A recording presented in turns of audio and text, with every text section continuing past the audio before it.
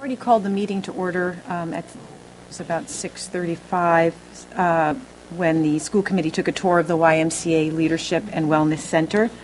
And now I'm going to read the agenda for this evening. 7 o'clock visitors, 7:05 approval of minutes, 7:10 YMCA Leadership and Wellness Center at Foxborough High School, Mr. Ed Hurley and Mr. Jim Downs. 7:20 Faces Update, Mr. and Mrs. Jim Freeman. 7:30 Acceptance of Donation, Dr. Christopher Martis. 7:40 District Initiatives Update and Timeline, Ms. Debbie Spinelli. Software Presentation, Ms. Allison Mello. 7:55 Special Education Programs Update, Ms. Arlene Grubert. 8:10 FY12 Budget, we're going to have Special Education, Ms. Grubert. Elementary Principals, Ms. Ingrid Alardi, Ms. Michelle McCarthy, Mr. Pete Regan. The Ahern School Principal, Ms. Sue Abrams, and the Foxborough High School Principal, Mr. Jeff Theodos. 8:45, second reading of the policy ADF Wellness, Ms. Kaminsky and Ms. Lord. 8:55, the draft bullying survey, Dr. Martis, Ms. Debbie Spinelli. 9:05, Superintendent of Schools Search Update, Ms. Martha Slattery. 9:15, other matters. And at 9:20, we're going into executive session to discuss strategies with respect to collective bargaining. If an open meeting may have a detrimental effect on the bargaining position of the school committee, we will not be coming back into open session.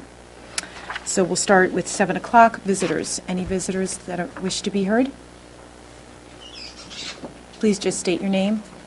Raymond Knight and Judith Knight, and we're here for the 8:55 draft on bullying. Okay, great. Thank you for coming. I look forward to hearing more from you. Anyone else? Okay, we're going to go to approval of minutes. And we have the minutes for December 6th, our regular meeting. Does the committee have any adjustments or changes they want to make on those minutes? Motion to accept. Second.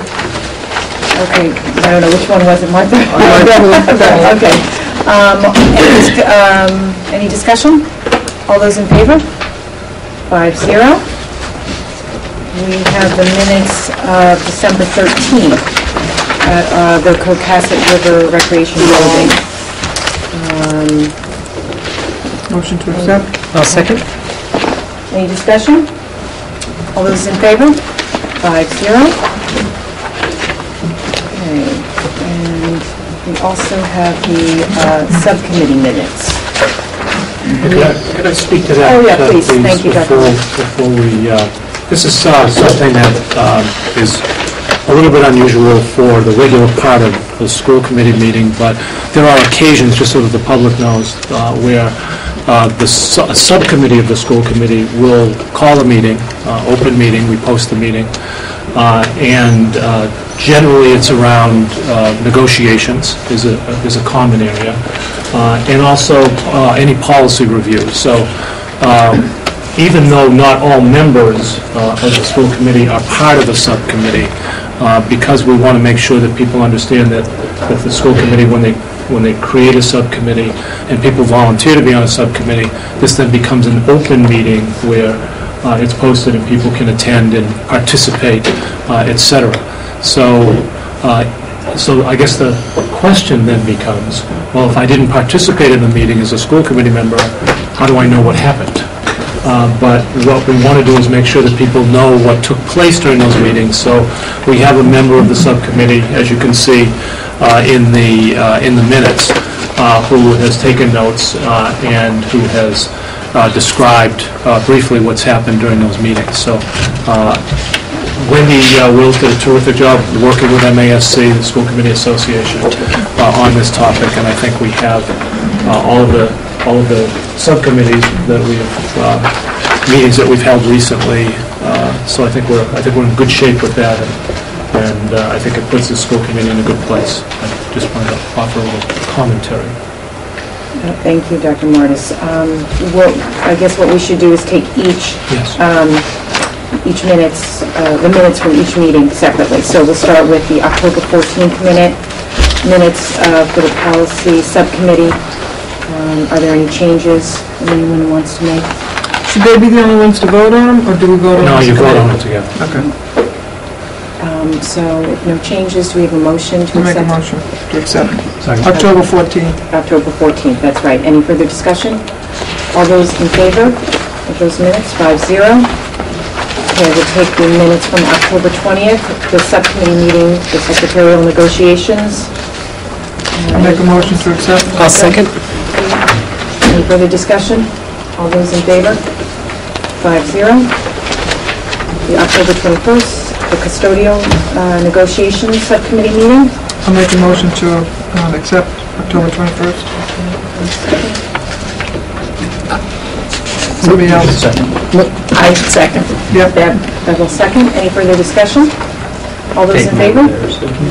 Oh, 5-0. November 18th, the secretarial negotiations subcommittee meeting. Motion to accept. You can't. And I'll You did it. No, I wasn't in that one. October 18th. Oh, I'm November 18th, sorry. Oh. Which one are we up on? No, November 18th. Yeah, that was bad. Yeah, you're okay, Kate. Your mine says Kate.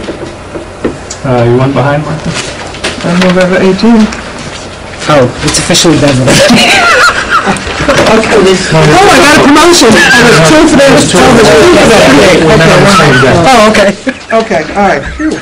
Okay, I'll make a motion to accept. And I will second that. okay. Any further discussion? All those in favor? Yeah, you made it 3 and 4. 5-0. Now, the custodial negotiation subcommittee, November 18th. I'll make a motion to accept. You're busy. 3 o'clock. Bev, okay, second. Any further discussion? All those in favor? 5-0. November 22nd, policy subcommittee. I'll make a motion to accept. Second. Any further discussion? All those in favor? 5-0-0. And on December 1st, the custodial negotiation subcommittee meeting. I'll make a motion to accept. Beth, do you want a second? I'll second. Any further discussion on that? Okay, all those in favor? 5-0. Okay. Madam Chair, Yes? Certainly. State your name, please. hi, good evening. My name is Andres Navarro, 94 Spruce. I just wanted to thank the committee for having done this. Since I've been attending this meeting since 2003, except for the communication subcommittee minutes that were done around 2004. For the budget subcommittee discussion that happened in June of 2006. This is the first time that I hear, minutes of subcommittees being presented. I can't vouch for the content because I haven't seen them, but at least I think it's a step forward, and I'm glad you're doing it. I hope it's a pattern that will continue. Thank you. Okay, thank you.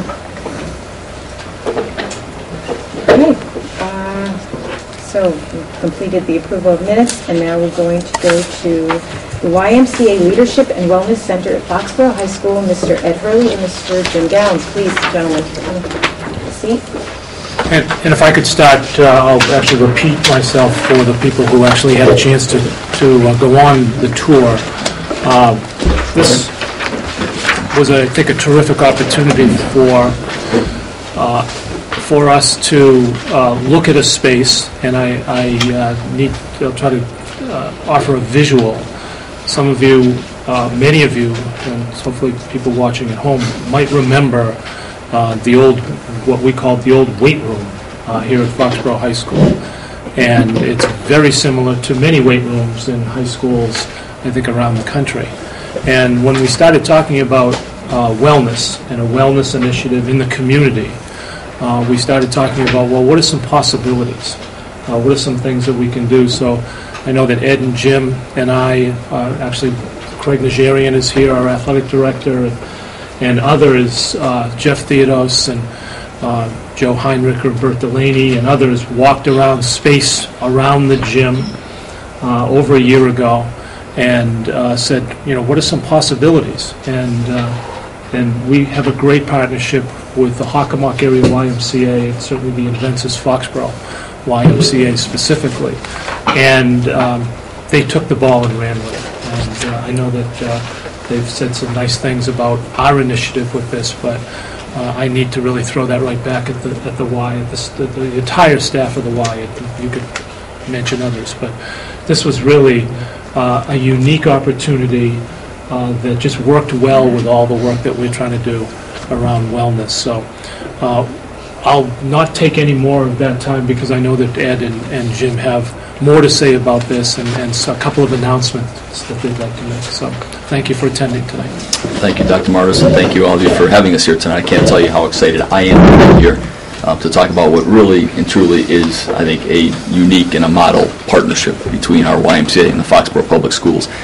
Since our YMCA facility first opened in 2002 in Foxborough, the YMCA has been, warmly embraced by the entire community. I think one of the things we take a great deal of pride in is that we partner and we collaborate with others to try to identify and then to meet emerging community needs.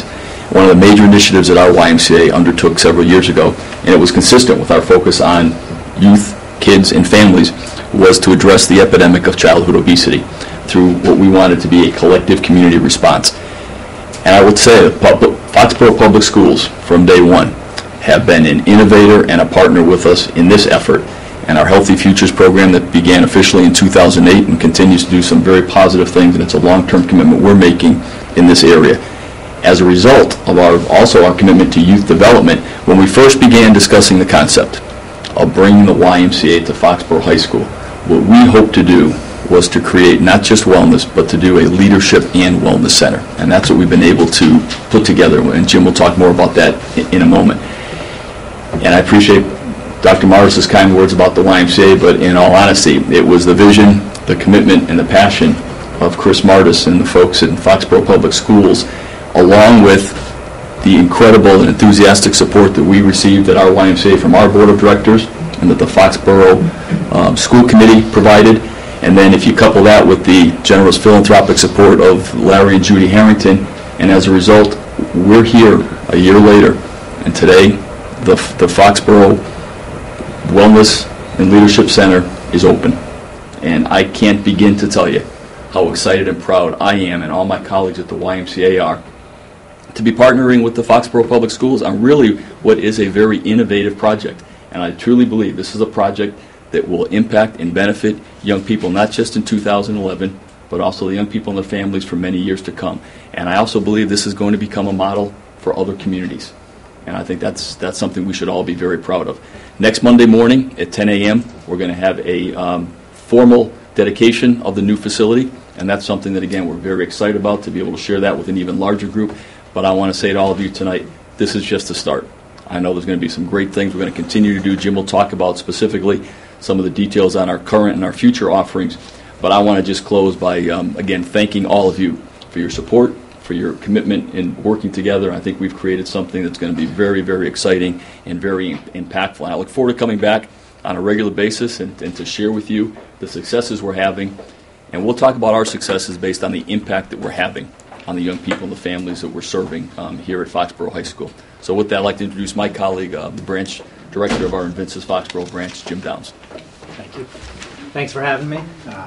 I'm extremely excited about the project that we've undertaken here, and the Leadership and Wellness Center is, in my opinion, going to have a huge impact. And when we first started talking about this, it was, we want to go where the teams are, and this is where they are. So it made a lot of sense for us, and as Ed said, the community has really responded well to our YMCA. This is just another piece of the community responding well and us being able to work together. So I'm going to give you some details on the project itself, just some information on how it's going to work, and basically, I'll start with hours. We're going to be open daily after school. Right now, we're set to be open right at the end of the school day through 6 p.m. And that's one of those things that we'll get a feel for, see if it needs to be longer time, if it needs to be shorter time, if it needs to be different times. We'll work that out. Like Ed said, this is one of the first out there, so we're kind of going to learn from scratch on this. But so far, the response has been great. 35 or 36 teens were in there today. After school, during the school day, I don't know exact numbers, which is kind of a rumor I had heard, was between 100 and 150 teens went through an orientation with the PE teachers, which is really exciting. And, our role is really is to help train the PE teachers on the equipment that was brought over here, and so that they can use it during the school day. And the same thing with the coaches. The coaches can bring their teams in during off hours and train their teams. And then during the hours that we're open, obviously we're going to have staff there that are going to work with the teams. And we're really excited about a couple pieces of it. And Ed mentioned the leadership piece, and it's really not just a fitness center. We want to really stress that's a tool for being healthy, but there's so many other pieces that we want the teams to learn. And so we've dedicated Dan DeMars, who is our team director at the YMCA, to be over here 15 hours a week after school. And his time is basically going to be spent not necessarily doing the wellness piece, but more of the leadership type stuff.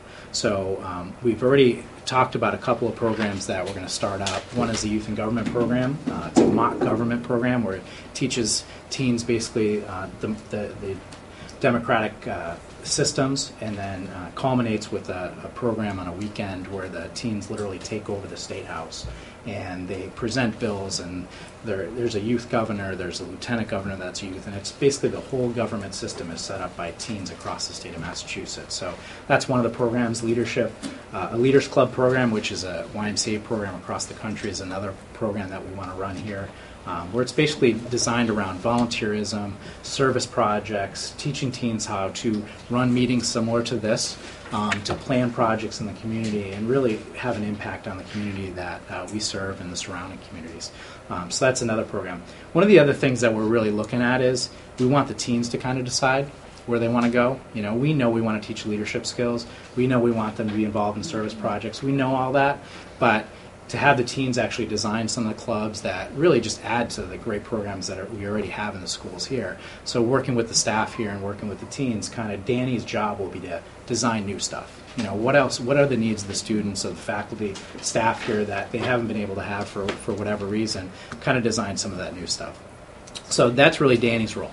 That's a separate piece. It's leadership. And then we have a gentleman named Brandon Phillips who's going to really be the Wellness Center coordinator, and he's going to be here every day after school.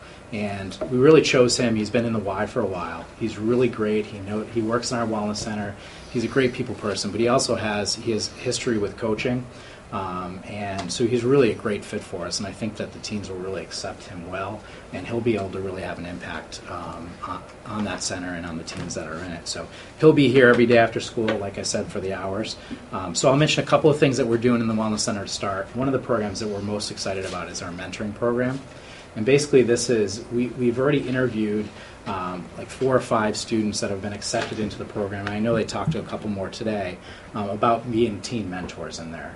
And really what that's going to be is they're going to be the people that we'll train and we'll work with. They've already gone through one training. They'll continue to go through it. And we're hoping to get to them to the point where they actually become personal trainers. And they'll train they'll work with Brandon, and they'll train the students that are coming in there. They'll take them through an orientation similar to what we do at the Y. If you come to the Y, you get a new orientation on the equipment. That's what these students will be doing. In the end, that mentoring program will give the students who really are volunteering through the year a small stipend. It's like a $300 stipend for their commitment to the year of doing it and working with the teens. And really our other goal is really to train them to be able to be personal trainers, first aid, CPR, really learn the body, learn how to teach others how to work out, and that's one of the goals. And that also does the leadership development piece as well. Some personal training in there, and then some group training, and really from there we'll see where it goes. I was mentioning to Beverly in the hallway as we were walking back, I think the sky's the limit. I think, we've talked about things like getting teams to the point where they actually can teach group exercise classes. I'd love to see that happen. That's not going to happen right away. Let's get warmed up to this and start to get the teens more involved, and then see where it goes. So we're really excited about some of the opportunities. We're extremely excited about working with Chris and the staff here, and Craig's been great, Dave Gibbs and Jeff, and everybody's been really great to work with, very welcoming to us, and so I want to say thank you. I appreciate it, and I know that it's going to have a huge impact on people working together. I think it makes a bigger difference than in working individually, so thank you. Any questions?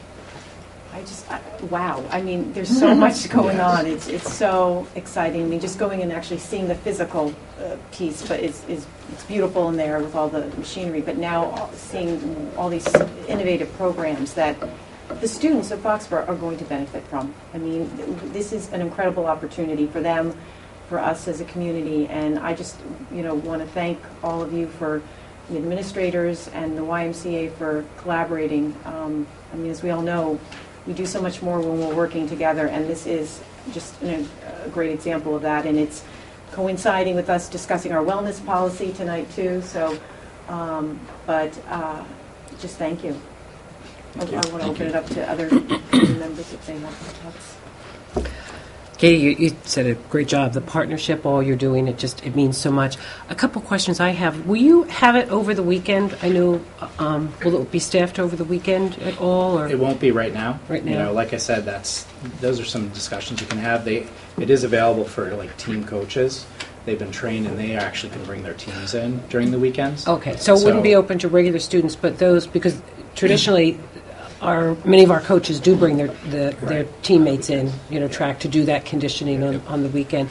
So there would be no charge for Foxborough High School students. Will the community at some point be able to use this if they wanted to, or? Right now, it's designed for the students and the faculty, really, you want to answer that? Yeah, Jim, I'm not sure it's big enough. No. Yeah, No, I don't think it's so. designed. I mean, you have a great facility, and Yeah. I've seen a lot of facilities. The facility on Mechanic Street is a great facility. So I would say that we would That's what I hope was saying. that the citizens We'll of welcome them at the of the Y. Oh, I just want to ask the question because I know our citizens, many will be asking me, and I want to have the I think answer. that's So a good question. Yeah. that's great. Yes, Debbie. I just want to say, the timing couldn't be more perfect because you've worked closely with Dave Gibbs and what we're doing with wellness, and there's so much more emphasis now on individual fitness that this is just the perfect timing for kids to be able to have facilities that are like dream facilities to be able to enhance their own personal fitness. So I don't think the timing could be better. And as much as we're happy to hear about the cooperation with the schools, the Hockomock Y has always been characterized by progressive thinking, I think, even way back when you only had the North Attleboro site. So it's just more and more example of that. So thank you so much. Thank you. But we're excited about getting young people, hopefully, start building these habits of taking care of themselves, and working out is important. If we can get, and that's our whole focus on youth obesity is targeted at the younger children to try to get those habits, started when they're young. And I think this is something, if we can build some lifelong habits and the importance of taking care of yourself and working out, I think there'll be some long-term benefits that some of us won't be around to see, but future generations will. Yeah, Martha. I think we also owe a debt of gratitude to Larry and Judy Harrington when I saw the sign up there.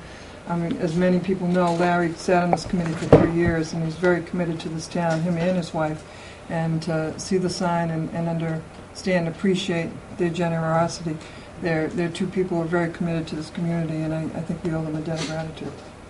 Well said, Martha. I would certainly echo that, and I would say in conversations I had with Larry and with Judy, their commitment to everything you just said, and to being a part of this community and wanting to give back, and they believed in what the vision was for this leadership and wellness center, and the commitment we made when we went into this partnership was it was something that wasn't going to cost the town of Foxborough any money, that we would absorb the cost of the construction, and we would absorb the operating costs of staffing and all, and with the generosity of the Harringtons, they helped to make that possible, and we couldn't have been prouder to have earned their support. And I know folks in Foxborough have seen that support in many other ways over the years as well. Since they moved to town, they're very committed to this town, and I think they show it in many, many ways. And this is just another fine example of two very wonderful human beings. So we're better for them. I'll just say one other thing. Debbie made me think of it when she said timing, something that Ed, Jim and I talked about a couple of weeks ago when we were watching this develop, is this really coincides well with our whole project here at Foxborough High School. One of the last pieces of work, major work that will be accomplished this summer is a brand new gym floor. This committee a few years ago, through the maintenance budget, refurbished all the bleachers. And later on tonight, in a very soon agenda item, we're going to talk a little bit about some other enhancements to the gymnasium. and a donation to help that effort. But I think, when we look at this, we'll, a work in progress, because the other thing that we also talked about was when we finish that floor, we should look again at all the spaces around that whole gymnasium. And to Jim's point about leadership, we'll need some space for doing some leadership development and some other things. So this is truly, as they mentioned, a work in progress. We'll be learning as we go along. We'll be, I'm sure, making some mistakes as we go along and trying to do the best that we possibly can. But we know that the long-term benefits are just unbelievable. So I think of this as just one more example of excellence, another hidden gem or jewel that we have in our school district. And I would like to thank the guys from the Y for being such great partners on this. Thank you. I think the big key next Monday, 10 o'clock, 10 a.m. in that Leadership and Wellness Center, and we'll have a formal program where we're inviting, obviously, all of you. We'll be inviting town officials, statewide officials, and we hope that everyone is able to attend. Looking forward to it. Great. Jim, Ed, thank Thanks you so again, much. everyone. Thank you very much. Thanks, Jim. Appreciate it. Happy New Year. Same to all of you. Thank you. Thank you. All right, we'll move on to Faces update. Mr. and Mrs. Jim Freeman, please come have a seat.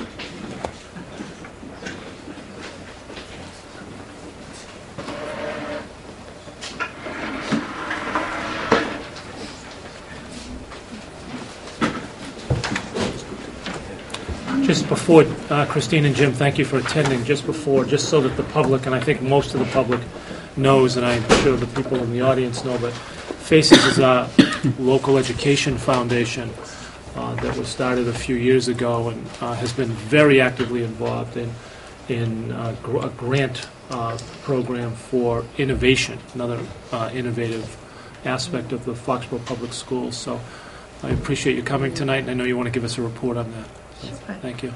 Good evening, School Committee Chair, Mrs. Katie Adair, members of the School Committee, Dr. Martis, Mrs. Spinelli, Mr. Jackson. My name is Christine Freeman. I'm happy to be here tonight with my husband, Jim, representing FACES, which stands for, as Dr. Martis said, a Community Enriching Schools. FACES is a registered 501c3 nonprofit organization that brings innovative programs and technology to students in the Foxborough Public Schools. My husband and I serve on the FACES board along with Debbie Cuniff, Angela and Michael Davis, Marcia Galvin, Debbie Giardino, Diana and Matt Griffin, Kathleen Murphy, and Jessica Stevenson. Since 2008, including this year, FACES has awarded 38 grants totaling just over $138,000. In the past, we have sponsored several fundraisers, including 2 gala events held at Gillette Stadium in conjunction with the Kraft family and the New England Patriots. Both events featured several raffle prizes, theme baskets, and live auction items. Our latest raffle was a chance to win a 2-week vacation on the islands of Oahu and Maui, plus $5,000 cash. We wish to thank Larry and Judy Harrington of Foxborough for generously donating this trip, and are happy to announce that the Carlson family, also of Foxborough, are the lucky winners of this wonderful Hawaiian vacation. We also wish to thank all those who have supported FACES in the past and ask for your continued support in the future as we continue to generate a passion for learning across our school district, preschool through grade 12. At this time, it is my pleasure to turn this presentation over to my husband and treasurer of FACES, Jim, to announce this year's grant recipients. Thank you. Hello, everybody. Again, the reason we're here tonight is to present the grants that were awarded for a 2010-2011 school year, and hopefully let them be accepted, and we'll move on from there. The first grant, there's a total of 11 grants being awarded this year for a total of $36,848.09. And I'll just go down the list real quick. The first grant was submitted by Diane Reddy, Ahern grade 7 ELA, for a document camera and a projector. It was for $2,377. The second grant, Roseanne Breen et al., there was a whole bunch of people on that one, for Ahern grade 6 ELA Social Studies and Reading, and we awarded 2 document cameras and projectors, $5,550. Peter Regan of the Taylor School was awarded a set of Quizdoms for 2,134.62. Jennifer Light, Borough Grade 2, an interactive whiteboard, 3,685. Michelle McCarthy, Borough Grade 4, Robotics First Lego League Team for $2,068.45. Mary Hayes, a Hearn Grade 6, ELA and Social Studies. Lynn Cabral, a professional storyteller, will come in and for $650. Mary Garino, Allison Dalton, and Amy Souls, Borough Grade 3, 4, and Special Ed, were awarded 2 Quizdom systems for $4,217.06. Mary Smith, Taylor Grade 2, an interactive whiteboard for $4,000. Kathy Swales, IGO Grade 4, 3 sets of active expression handheld devices for $5,398. John McConey and John Robinson, a Hearn Grade 7 Science, an interactive whiteboard, $3,845. And lastly, Allison Anderson Sterling, a Hearn Foreign Language and Computer Lab. We'll be getting 26 sets of Sunoco SLH-07 headsets with microphones and 2 12-gallon plastic bins for storage for $2,922.96. And again, that's a total of $36,848.09 that we would like to grant to those particular grants. Do you have any questions? You still amaze us with your generosity. It's a great committee. Well, we weren't able to give as much this year as we would have liked. Last year, with the economy and all that, the fundraising wasn't as successful last year as it has been in the past. But still, I think we did pretty well. You did wonderful. That's Nice so cross-section. significant. Well, having served on another foundation in a neighboring town, $36,000 is extremely impressive. And I think what's happened with FACES is you've set such a high bar that I think it's going to be difficult to continue that unless you're right, Jim, if the economy turns around and fundraising kind of gets back on course where it was a few years ago. But I think that as I listened and having had an opportunity to read the grants, having listened to this is again pushes us ahead in a lot of different areas. The storyteller is of great value, came with great recommendations. The technology piece that we've talked about over and over again, some of the handheld, that's some new innovation for us to be able to recognize student achievement kind of on the spot and to be able to retool lessons and revise some things as you're going along, as you're seeing what's happening with learning in the classroom. So there's really a lot there that has really allowed us to push ahead. One of the things that I know that we mentioned is that we've really infused particularly the science labs here with a lot of technology. So there's a lot of technology already in Foxborough High School, has been for the last couple of years. But I did hear a real balance across the system, which I think was terrific. So thank you. Really appreciate that. Something we go for. We try to make sure that it's evenly distributed, and we're very lucky that we always get lots of very good requests from a wide array of schools and departments. And thank you. Jim and Christine, thank you for your volunteer time and the rest of the FACES board. Quick question, do we have fundraising plans for the future identified yet, or do we? We're in the process of trying to plan a few different events. Nothing that's been set in stone yet, but we're looking to do perhaps some sort of a dance and or maybe some sort of a family day as well, but nothing's written in stone yet. We're still in the planning stages. And if there are members of the community who would be interested in making donations, would they contact you? Would you be good folks to start with? Or? Absolutely, yep. Anyone that Christine had mentioned on that list, or they could contact us. Our mailing address is P.O. Box 256 here in town, or they can just call us at home. We're in the book, or anybody on that list. Thank you again for your time. Do we need to vote to accept this? Yeah, I should vote to accept. Make a motion, we accept the donations from FACES. Any discussion? All those in favor? 5-0. Thank you so much for all your dedication, your hard work, and like Dr. Marta said, $36,000 is just wonderful. And we thank you so much for giving these tools to our teachers and to our students. So we really appreciate it. Thank you. Thank you. Thank you. Very Thanks. generous. A lot of people are going to be happy if they're watching tonight at home. For a long way, so Happy New Year. Yes, so a few smiles out there. Okay, so now we're going to proceed with more donations. Dr. Martis. Okay, and it is my pleasure tonight to accept, Mark, do you want to come up? And Craig, Mark Stopa, who I think many of you know, and Craig Najarian. And actually, why don't you explain it? And as I previewed it just briefly when we were talking about the why, this I think is really going to be an added benefit to our gymnasium area. So, I think initially, before we got into any of the renovations of the fitness center, or even the gym floor and the renovation of the school, one of the things I had been thinking about when I got here was at some point kind of giving the banners in the gym a facelift.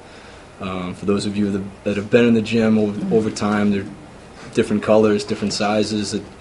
It wasn't really uniform. I've been to a number of facilities over my time and did my homework a little bit just to see what worked in some school districts and what looked classy.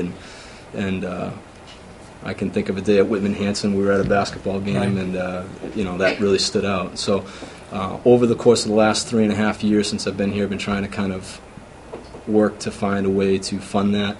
And this year have finally been able to do that, and had been planning on it. And then Mark had approached me. Trying to think how far back, Mark. It's been a while now. Time ago. Yeah, I mean we've been speaking and talking about this for a while. But the plan was to go ahead and find the right vendor, and then Mark was looking for, or his group was looking for, a venue to make a donation that was visible to the community, that would be an impact. And with the bleachers being done prior to my arrival, now the floor being done, the fitness center, this would be kind of the final piece to really make the facility pop. And I think it would just sort of put the finishing touches on a first-class facility going forward. So I don't know if you want to add to that, Mark. Sure. I'm actually here on behalf of Friends of Foxborough Sports. That was the brainchild of Charlie Massis, and he got it started with a bunch of other fellows a number of years ago. Right. And ostensibly, their initial project was to put lights on the baseball field. Well, getting donations took a lot of time. With that time came increases in steel prices, and it priced its way out of possibility. So that initial group, which had quite a number of members associated with the organization, dissolved. And I came into that very, very late to process. Charlie and I sat and wondered, well, we have donors who didn't want their money back, but wanted to do something to go forward and be helpful. So after actually a lot of thought and some time, we kind of resolved that, there are areas, in sports-related areas, where there just isn't traditional funding to help. And I'll tell you, one of the first conversations that Craig and I had was when the swim team first got started. It was born out of passion and no money, and to the point where there was mismatched swim outfits and the whole thing. And I suggested to Craig, well, is that something that we can get involved with? Maybe we can help that group until it gets on its own feet and can generate its own booster club and get its own funding and so forth. So that was kind of where we started to work with that. Those folks, very proud of them. They got themselves up and running very, very quickly before we could even pull the trigger on anything.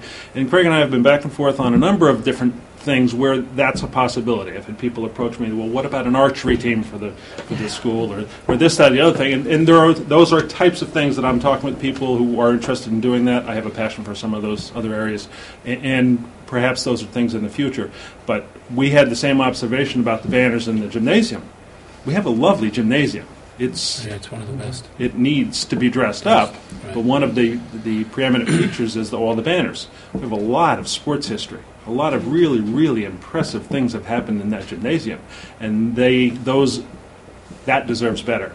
So we've been discussing and trying to work out what is an appropriate budget for making that work, and we were able to resolve between Craig's budget and what we were allowed to do, and that presents us being here and offering the school committee a check in the amount of $5,000 to help with the purchase of new banners.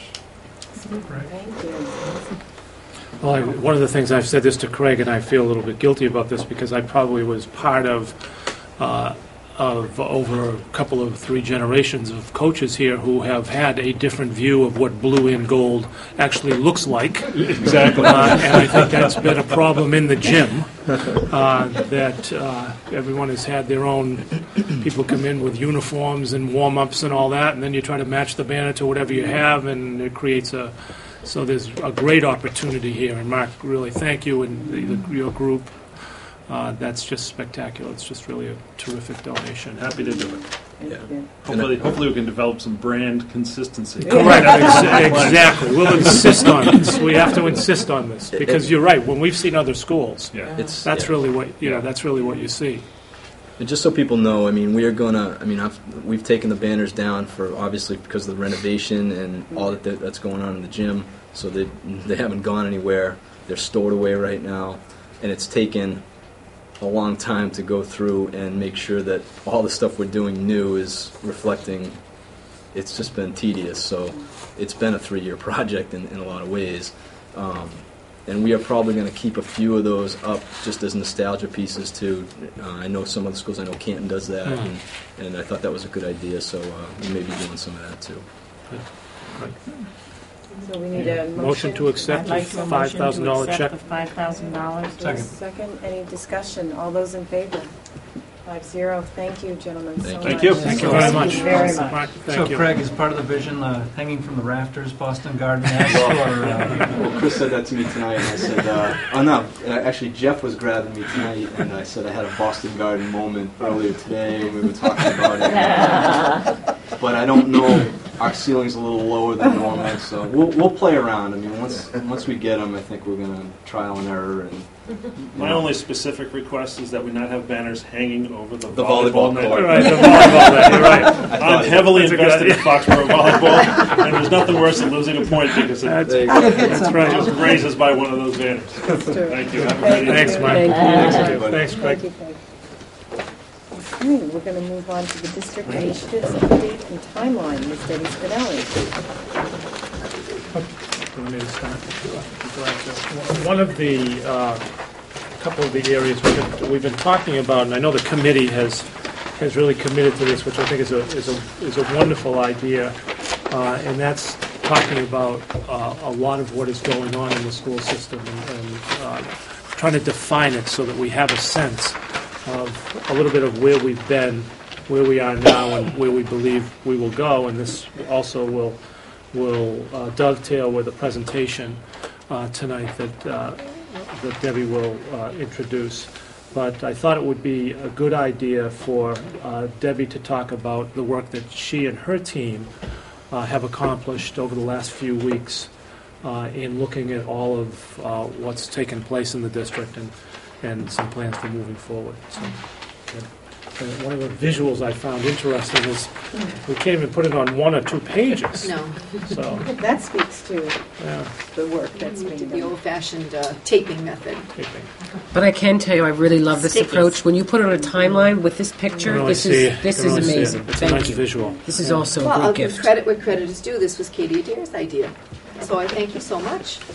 When she said it, I said, that's a fabulous idea, because we have talked at committee meetings and separately and together, both at the committee level and at the administrative level, about all the different things we've implemented, and that we tend to update you on one initiative, one program, one As it approach occurs.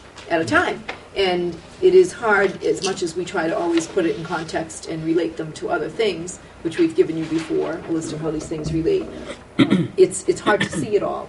So when you said, could we put it on the timeline, it just instantly made so much sense to me.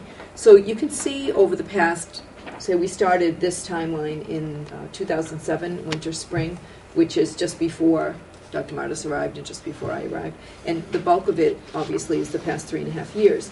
So you can clearly see that when we talk about all the different things that we have initiated, whether it's a new curriculum, a new program, a revision, a new textbook adoption. Those aren't even on here. The textbook adoptions and those things that come out of reviews aren't even on here. So these are all things related to our curriculum instruction assessment initiatives. So one of the things that we wanted to highlight is not only how many things you see on here, because we feel that we have had a fairly aggressive pace of implementation of new programs. And we always have to be sensitive to what's the right pace and how much capacity do we have.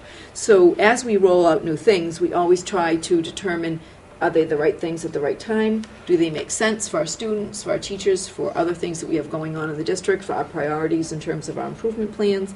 And then how do they relate to other things? So even when you look at the end, and you can see that this fall we've talked to you already about the Sangari Science Pilot, which we'll come back at a meeting and actually have it on an agenda item so you can learn more about it.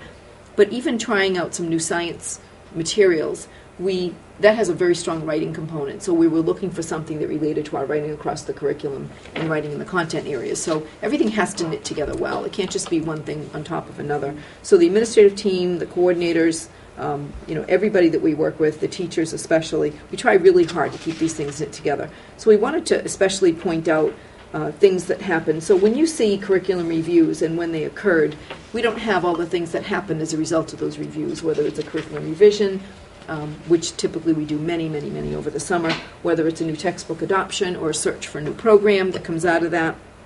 So we only put on when the major review happened, which school year it was, and what the time frame was for the beginning of it.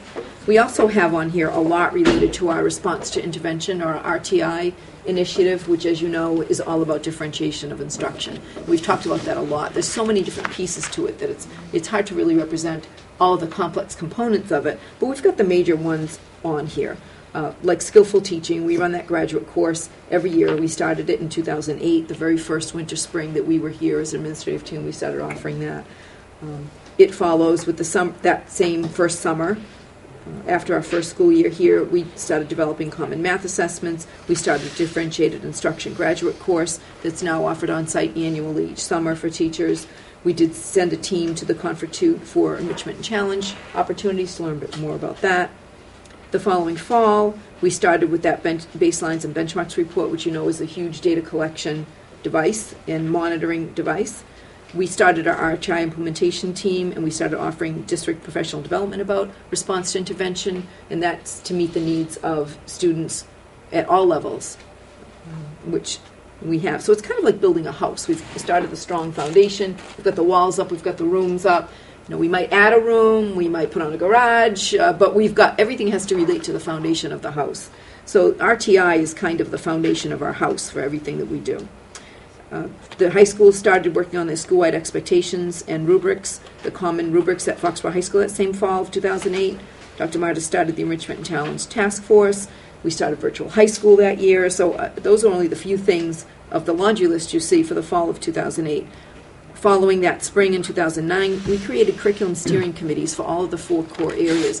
Now, those curriculum steering committees meet 3 to 4 times a year. We meet for about an hour and a half to 2 hours at a time. So even if we're not in the middle of a full review for a content area, we have an opportunity to bring a K-12 group together for a period of time where we're constantly keeping an eye on what's going on in that content area, what needs to be done. So as a result of those curriculum steering committees that we started almost 2 years ago, lots of recommendations come out of those just mini curriculum steering committees. The science pilot, for example, is a good example. That in the science steering committee, we talked about how we needed more inquiry-based science, particularly in the younger grades. We needed more hands-on science activities with real science going on, and we needed more science writing in the curriculum across the content area. So that came out of a steering committee. You've heard an update about Renzulli online learning. You had Sue Forrest here at one meeting, and that's definitely about differentiated instruction, and particularly for enrichment and challenge purposes. I'm going to move on because I can't possibly list everything on here. We implemented Renzulli fully in all grades at the middle school that following fall. We also had some looking at student work training. That's part of our professional learning communities, where we brought in a trainer and trained about 22 on-site facilitators, our teachers, our coordinators, our department heads, our administrators, to be facilitators for what we call very organic looking at student work, where you see what is it the child is representing in the work, what are they learning, what do we know about the curriculum and the instruction and our assessment systems as a result of that. We have ongoing professional development for professional learning communities the last several years. We now have common math assessments.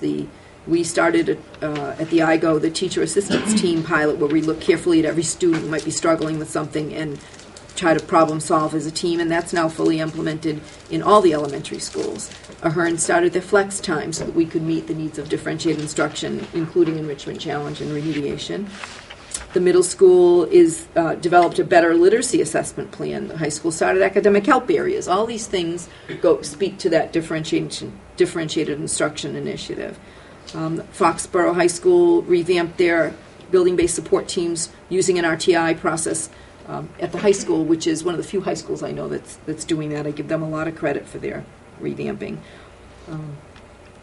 Last winter, spring, you're going to hear tonight about Galileo. We piloted Galileo in grade 5, loved it, and now we've fully implemented it, and that's why you're getting an update today using Galileo.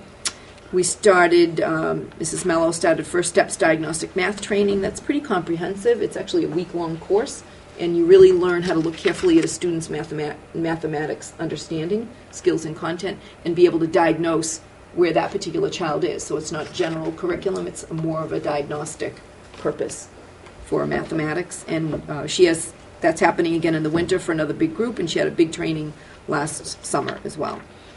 I'm not going to read the rest of that laundry list. This past summer, we started the work of developing power standards, which we explained, I think, at a previous meeting. That also came out of our curriculum steering committees, that we didn't want to keep developing our assessment plan without stepping back and deciding what was most important, even though we're going to teach the whole curriculum. What are the most important things that students need to know or be able to do? And we call those our power standards. For the core areas, we have grade level expectations, and we're developing benchmarks for all of those, and that is an ongoing process. And this fall, our newest things under response to intervention and differentiated instruction is the Caring School Communities, which you heard. We had 2 teachers here that gave you an overview of that program, which is what we call our Tier 1 core program for behavior management, for being able to have a healthy learning community within the classroom and within schools. Galileo, I already mentioned, fully up and running, grades 3 through 8 in ELA and math. And the elementary literacy assessment plan has been revised, and our RTI team worked last year on developing a behavioral screening checklist. So just as we screen children for not meeting our grade level expectations for literacy and for mathematics, we now have a screening checklist to see who we need to pay attention to in the social emotional development realm. So there's probably about 50 things I didn't mention, but all of these things, we work really carefully to knit together, and I have to give our teachers so much credit because they've taken on a lot over the last few years. We've asked a lot of them a lot of it was to make up ground, and so we always talk about, we have our new phrase as a few meetings ago, what's the right pace of progress, and what's the right pace of implementation is another key question. So we feel it's been fairly aggressive. As we continue to add things, we have to make sure we've shored up all the things we are currently doing so that we're adding to a solid foundation, not a shaky one. So I thank you for the idea.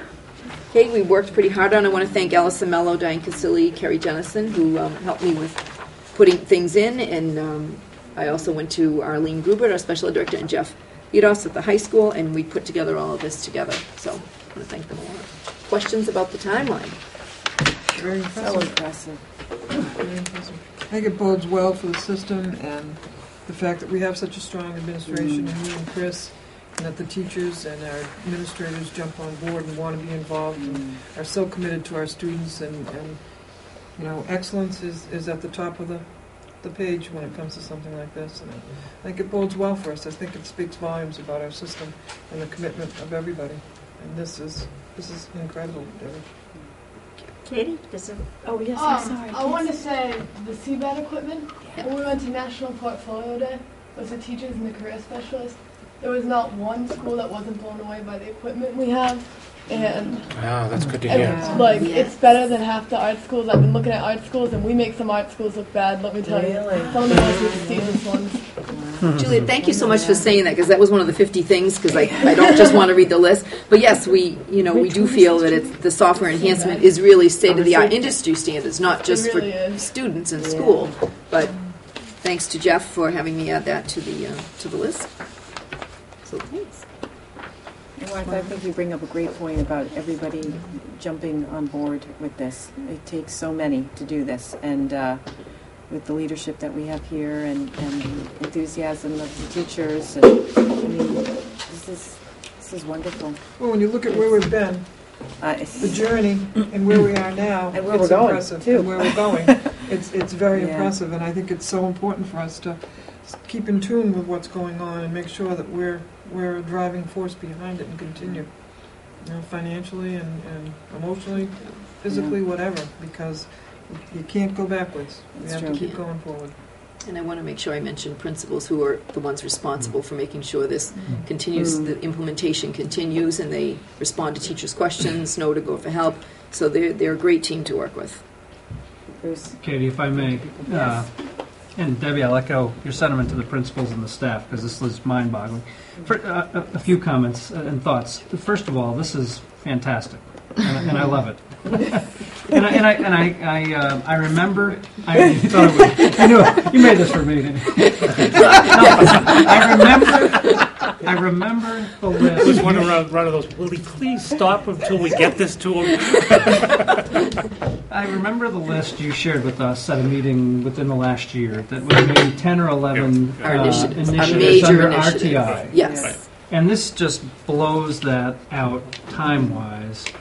Terrific. I wish the public could see this, and I don't know if Frank might be able to find a way to publish this or some version of this, but to me, this is something that people really need to understand about what all is going on in our schools. And I'm frequently saying here in this forum that I hear as a relatively new member of the community about our extracurriculars, and I'm often on the academic kick, and where are the academics, and I want to push that, and we need to add that. And the Wellness Center, is one more thing that's fantastic, but academics, and that's what this is. In fact, I almost wondered if this needs to be labeled Foxborough Public Schools academic initiatives or something, because what's not on here is all the extracurricular or art. Well, some of the art's here, as Juliet said, but that's one observation. Another one is all of this activity is fantastic, but stronger if we marry it to results, right?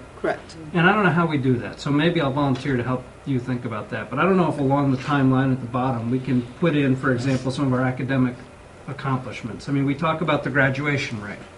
So maybe at the right time on the timeline, we should say the graduation rate hit its all-time high. Or maybe we want to talk about, the MCAS at certain grade levels hit a peak, or SAT scores, or because I think this is a lot of wonderful activity. So what? And I'm not saying that negatively or critically. I'm saying that to challenge us to say, where is this going? Tie it to results. No, that's a really good point. And like anything else, things need time to have results, and this is what's happened in the last 3 years. And we did go back. You can see about existing programs carried forward, but there weren't a lot. Yeah. So I have to give everybody credit for continuing to take on, like we constantly say, maybe not one more new thing, and then we think something that's really important and timely, and we sort of layer it on anyway. So I give people so much credit for being able to carry a heavy load. But I think you're absolutely right that as we are now at the 3-year mark, and some of these things are only at the 6-month mark, some of them at the 2.5-year mark or the 3-year mark, that we have to look and see how do we connect that to what's happening. So I think that's a really good point. The last thought, if I can, is, and I'm sure you're doing this, but we need to figure out where we want to take this next, and how it ties into our strategic planning efforts that are underway. And I'm sure you have a vision of where this is going, and we keep adding programs, and as we need piece parts, you plug them in, and we ought to make sure that as we develop our strategic plan, that we think through all of this as input to that and where it's going. I think the other thing that's important is, as impressive as it is, it's not etched in stone either. I think what's important is Debbie and her people and Chris and the staff know enough that when something's not working, they're willing to admit, okay, we need to walk down another lane here. So I think that's what's important too, is as impressive as this is, it is subject to change, and if they see that it's not working, they're not afraid to change it, and they're not afraid to come back and tell us that, we tried this, we thought it was going to be a good idea, but it's really not, and we've come across something else. Debbie's great. She's out there. She's looking at things all the time. She's brought us a lot of things that we probably never thought we'd ever have, Bruce. And I think that's what's so important is that everybody's willing to say, you know what, there might be something better. And even though we have this impressive list, it can change. And I think we all need to realize that education changes all the time. Sure. I think what's a little bit unnerving, I heard from one of my patients that her son went off to college and had a lot of AP classes and was a little bit disenchanted because when he got into college, what they were teaching and what he had already learned was two different things.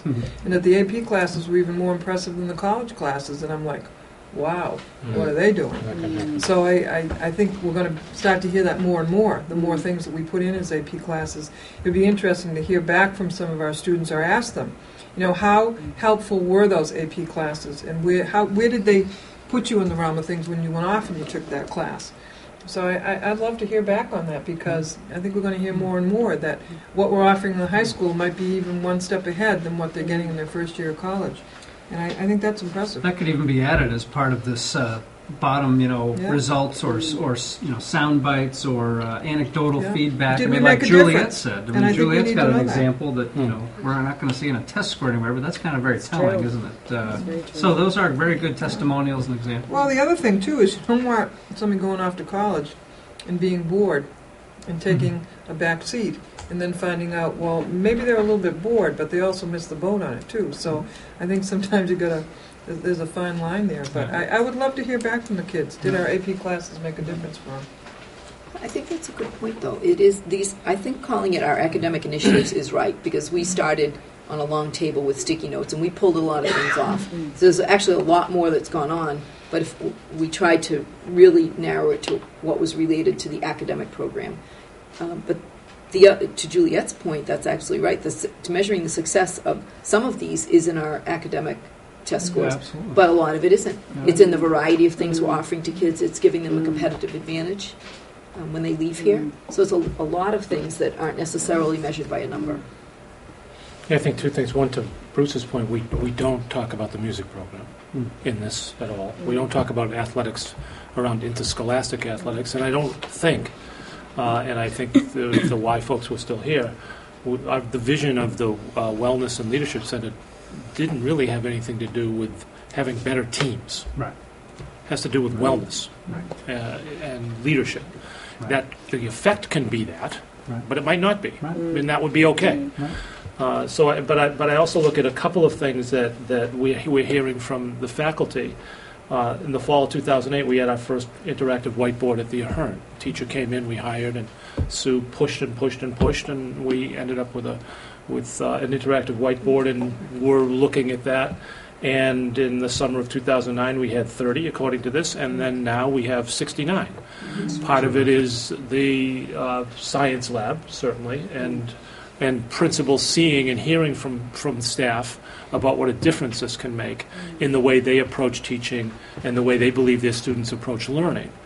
But we don't have any data that says that it's actually making a difference. So that would be something that we would need to now follow up on, even though it's only really been 2 years since we've had this kind of technology that, I'm hearing not just from teachers here, but from other teachers from around the state, that this is a technology we really like because it allows us to bring in all sorts of resources that we wouldn't normally have in the classroom day to day, and to enrich a lot of activities. But I think we have data to say we've grown that from one, but what does it do? So it would be interesting to even put that at the bottom to say, here's what we're seeing, here's some of the anecdotal, this is challenging us more. At the same time, what kind of measures do we have that would say this is making a difference? So. Yeah, I mean, it's so hard in our business, in your business, our business, to identify results and pinpoint it to specific initiatives because it all comes together and it's a composite, right? Right. So I understand the challenge, but I think the list of activities, I can't imagine our staff taking on all of this, and it must be just so important. And your role of keeping it all going, there might be multiple initiatives, but they're going in the same direction. They have a purpose. That's what it's all about. Exactly right. And they can do, I'll tell you, this teaching staff can take on a lot. And not everybody everywhere in public education can say that, but they can take on a lot. But you're right, and this is only what's new. This does not represent anything really good that was going on like the music. This is just what's new in the last 3 years. Well, I know this committee, and I'll be quiet, I know this committee is always interested in getting our staff more recognition for everything they're doing. And as I say, I just wish the public could see this because it's an impressive list of activities and initiatives. So thank you. And I'd like to add, it also comes back to leadership. It comes back to leadership from Dr. Martis, from Debbie Spinelli. Let me reminisce a minute. 5 years ago, we didn't even have an assistant superintendent. We had curriculum reviews, but we were falling behind. We had to take $1 million out of the budget. We always had state-of-the-art in our graphics, but we didn't rest our laurels because technology changes. We had to make sure, and that's the partnership with Invencis. We found other ways to do things with capital so that we, on all things, Larry actually donated to the wellness. We were going to have to take out a shower. That was 5 years ago. We still didn't have the capital.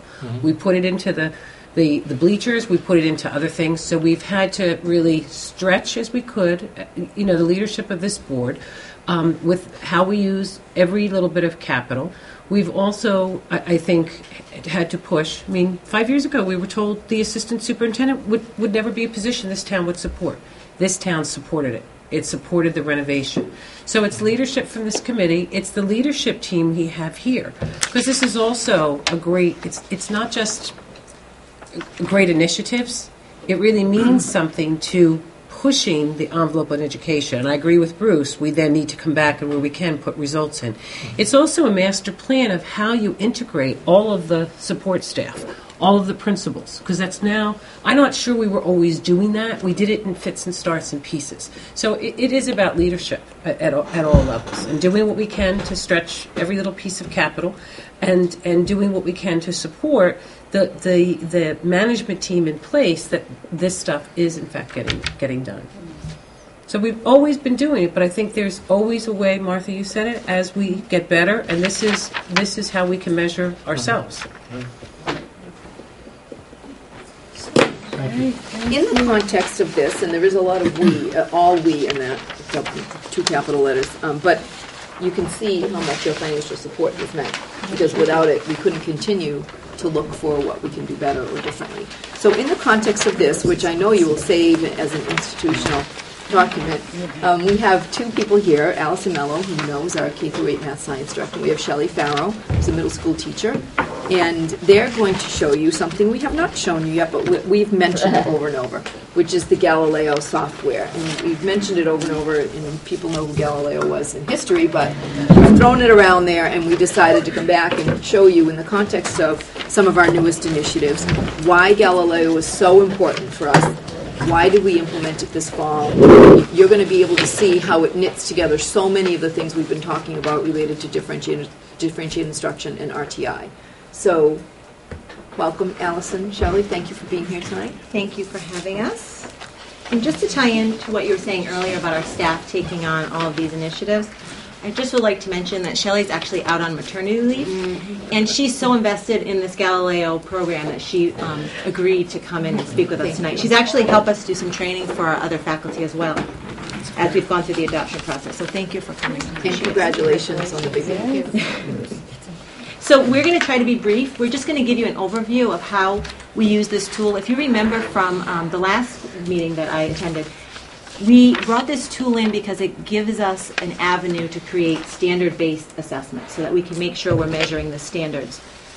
So I just want to show you quickly how easy it is to create an assessment with this program. So I'm going to pick Shelley's class. As you can see, all of our teachers are loaded into the system already. Thank you to technology. Yeah, because that was not an easy task. Just as a side note, this tool can create assessments for our science standards, our ELA standards, and our math standards. And Diane Casilli has been working with the ELA staff and literacy specialists and the reading teachers to use it in that vein. And our science teachers at the middle school have really been enjoying exploring it as well. So each teacher has a library where they can store their documents. I have my own. It's just a test library to play around. So to add a new test, it is really this fast and simple. So I'm going to call this school committee. And we'll make it for grade 5. And here in this section, we can customize the font, the size, the color, so it's great to help us do modified tests when we need to give a modified assessment for whatever modifications we might need. So here I can go into the entire test bank. So Galileo ATI is their the company name. They have banks of test questions, and I'm going to look in the 3rd to 5th grade bank. And we're going to look at math. Now you can see they have the Massachusetts curriculum framework already preloaded into their system. So I can choose, we spend a lot of time in number sense and operations. That's the cornerstone of elementary math and development. So we really, a lot of the standards in Massachusetts are most heavy at the lower grade levels in that area. And when I pull this up, I can see for each standard here how many questions are available for each standard. So that's sort of a quick cheat way. If I had no time and I had a student who missed a test and they came back for a makeup test, I could come in here and say, okay, I want 2 questions on this standard, and I want 3 questions on that one, and I want 2 questions on this one because that's what my last quiz was on, and I could put generate, and it would make me a test instantly. Now, what I found is our teachers are much more detail-oriented than that. They don't want to just randomly pick questions that they can't really see, because what this does is actually create something without, it's sort of like buying a car sight unseen. You just get what you get. So I'm just going to open it and show you what the questions look like, and you'll find they look very MCAS-like. Mrs. Lord would like to answer these questions for you. Closest to the screen. You want to live some Valentine's or even Epiphany. So as you can see, this is an under construction document, which means we're still working on it, so it shows the correct answer. There's a nice variety of computational type direct questions and then some that are a little bit more rich in language. You can select the difficulty in terms of readability for your particular population of students or very specific to the content that you need. So that's a sample of how quickly that pulls up. Now, if I go out of this, what most teachers do is they choose to go to search the item bank themselves, and they can examine all the questions that are there. And what I've warned them to do in our trainings is to be very careful not to select all the standards, because you saw in one standard there were 198 questions. And this will generate and populate that whole list of questions, and they'll be sitting there waiting for a very long time. So we're just going to pick a couple. So if I pick these 3 standards that may or may not be related to each other, because we're just doing this for demonstration, it's going to generate all the questions that are available in the bank, and then I can select the ones I like and add them to my assessment. Now, the beauty of this has been, with our Polyvision, this is very timely that you've been talking about the interactive whiteboards. When we meet as a team, a grade level team, and we select the questions together for common assessments, because that's one of our initiatives. What the teachers now, because the 5th grade has had the benefit of being in year 2 of this, what they do now is they divvy up the test making in between the chapter assessments. So for the quizzes, they're also making common assessments for those. And so Shelley will take chapter 1 and another teacher will take chapter 2, and they share the responsibility that way. And it's wonderful. So I can just check a question that I like. I'm just going to check a couple, and you'll see they're very similar depending on what you're looking at. So you can really have a variety to pick the ones that you like the best, and I don't want to make you dizzy, so I'm just going to pick a couple. But it's wonderful because the standard is listed right there. Now I'm going to go all the way down. I'll take a model, and then I just add those to my test, and I'm done. And it's ready to go. Once the test is ready, students may either take it in an online forum. So we've used the computer lab. All the computer labs at the Ahern have been heavily booked. Students do their work on a piece of paper. It's very important to math teachers to be able to see the work that the students have done and identify where their mistake was. But they're able, as an option, to take this online, which is great. They see only one question at a time that comes up, so they can really focus their attention on it. And a lot of the kids really like it. The other option is to print this, and one of the things that attracted us to it, print it and use a bubble sheet, so it really simulates the MCAS experience for them, and they can get used to taking a test in that manner. So you'll see the questions I added before are there, and then the new ones that I just add on. So this is saving us a lot of time in developing assessments that we weren't so sure were really measuring what we wanted to measure. We know for sure that these are linked to the standard.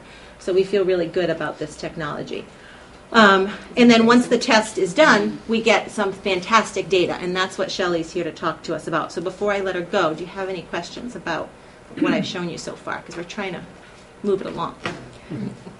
I just want to make a comment that I went recently to 2 of Allison's grade level meetings where they were developing common assessments, and it was quite awesome to see the brain power at work, because you've got a group of teachers, that you've got an interactive whiteboard.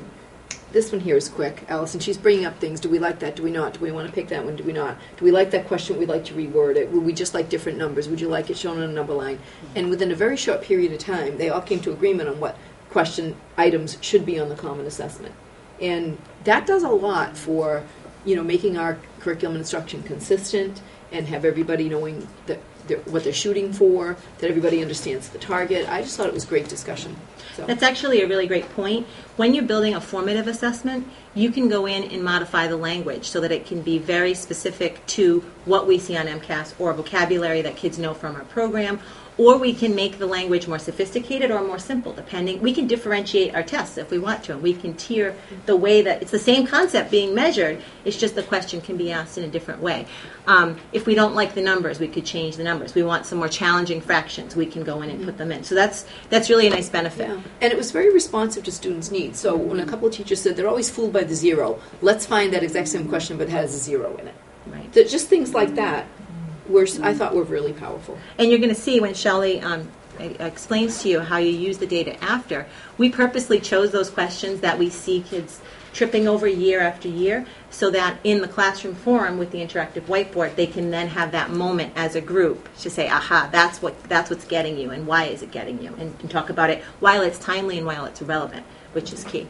All right, I'm going to turn over to you. Thank you. You got it. Okay. So as Allison said, I really started using this almost a year ago when we started piloting it in the 5th grade, and the first time I used it, I just was hooked on it, just mainly because, as Allison showed you, the questions are relevant. You're not, as a teacher, sometimes when you're, trying to think of questions, you're worried about how you word them. Is it appropriate? Is it relevant? Am I really getting to the content? This takes the guesswork out of it, and they're connected to the standards, and they're MCAS-like questions, which is what our students need practice with. So I loved it for that reason, and also the ease of the online program. It's just very easy to put together a test. And then I really fell in love with the fact that I could give it in a computer lab, which really made it easy for the correcting aspect of it, because, as I'm going to show you, it's been a while since I used this. As the students are taking the test, I have this screen up, the test monitoring screen, and I log on to my teacher computer. I'll load this up for you. I'm going to do shared. Goodness, people are really using this. Yeah, there's the shared library, grade 5 shared documents. Is that There what you we want? go. Yes, I do. It's nice that we have a shared library, so all the teachers can deposit different assessments in there, and they can all have access to them. She's in my screen right now, so she's seeing the whole district. Mm-hmm. That's why you're seeing so much. Yeah. Sorry. Okay, so this screen is a test monitoring screen, and the green indicates that the student has answered the question correctly, and the red is an incorrect response. And this screen I usually have up as the students are taking the test, and it starts off gray and it starts getting colored in as the students are responding, so I can see what students have skipped or what they have incorrect and so forth. So the way I use it is, as the student is done in the lab or whatever point they get done with the test, I have them come up to my computer, and I just do a mini conference right there, and we just scroll across and we see which questions, I scroll down to the bottom, we see which questions they had incorrect, and as you can see, number 13 for many students was a problem. I would just click on the question for the individual student, and we can just conference with it right there. And as Allison mentioned, they have their work on a scrap piece of paper, so they bring that piece of paper up to me, and we can go back and look at their work. And this is being done usually within the period that they're taking the test, so they haven't forgotten anything. It's happening right as they're thinking about it, and we can look on their scrap paper and see where an error was made or what their thought process was when they selected the answer. Now this screen I also like using, not just for individual conferences, but once the entire class has completed the assessment, I bring this screen up on my interactive whiteboard.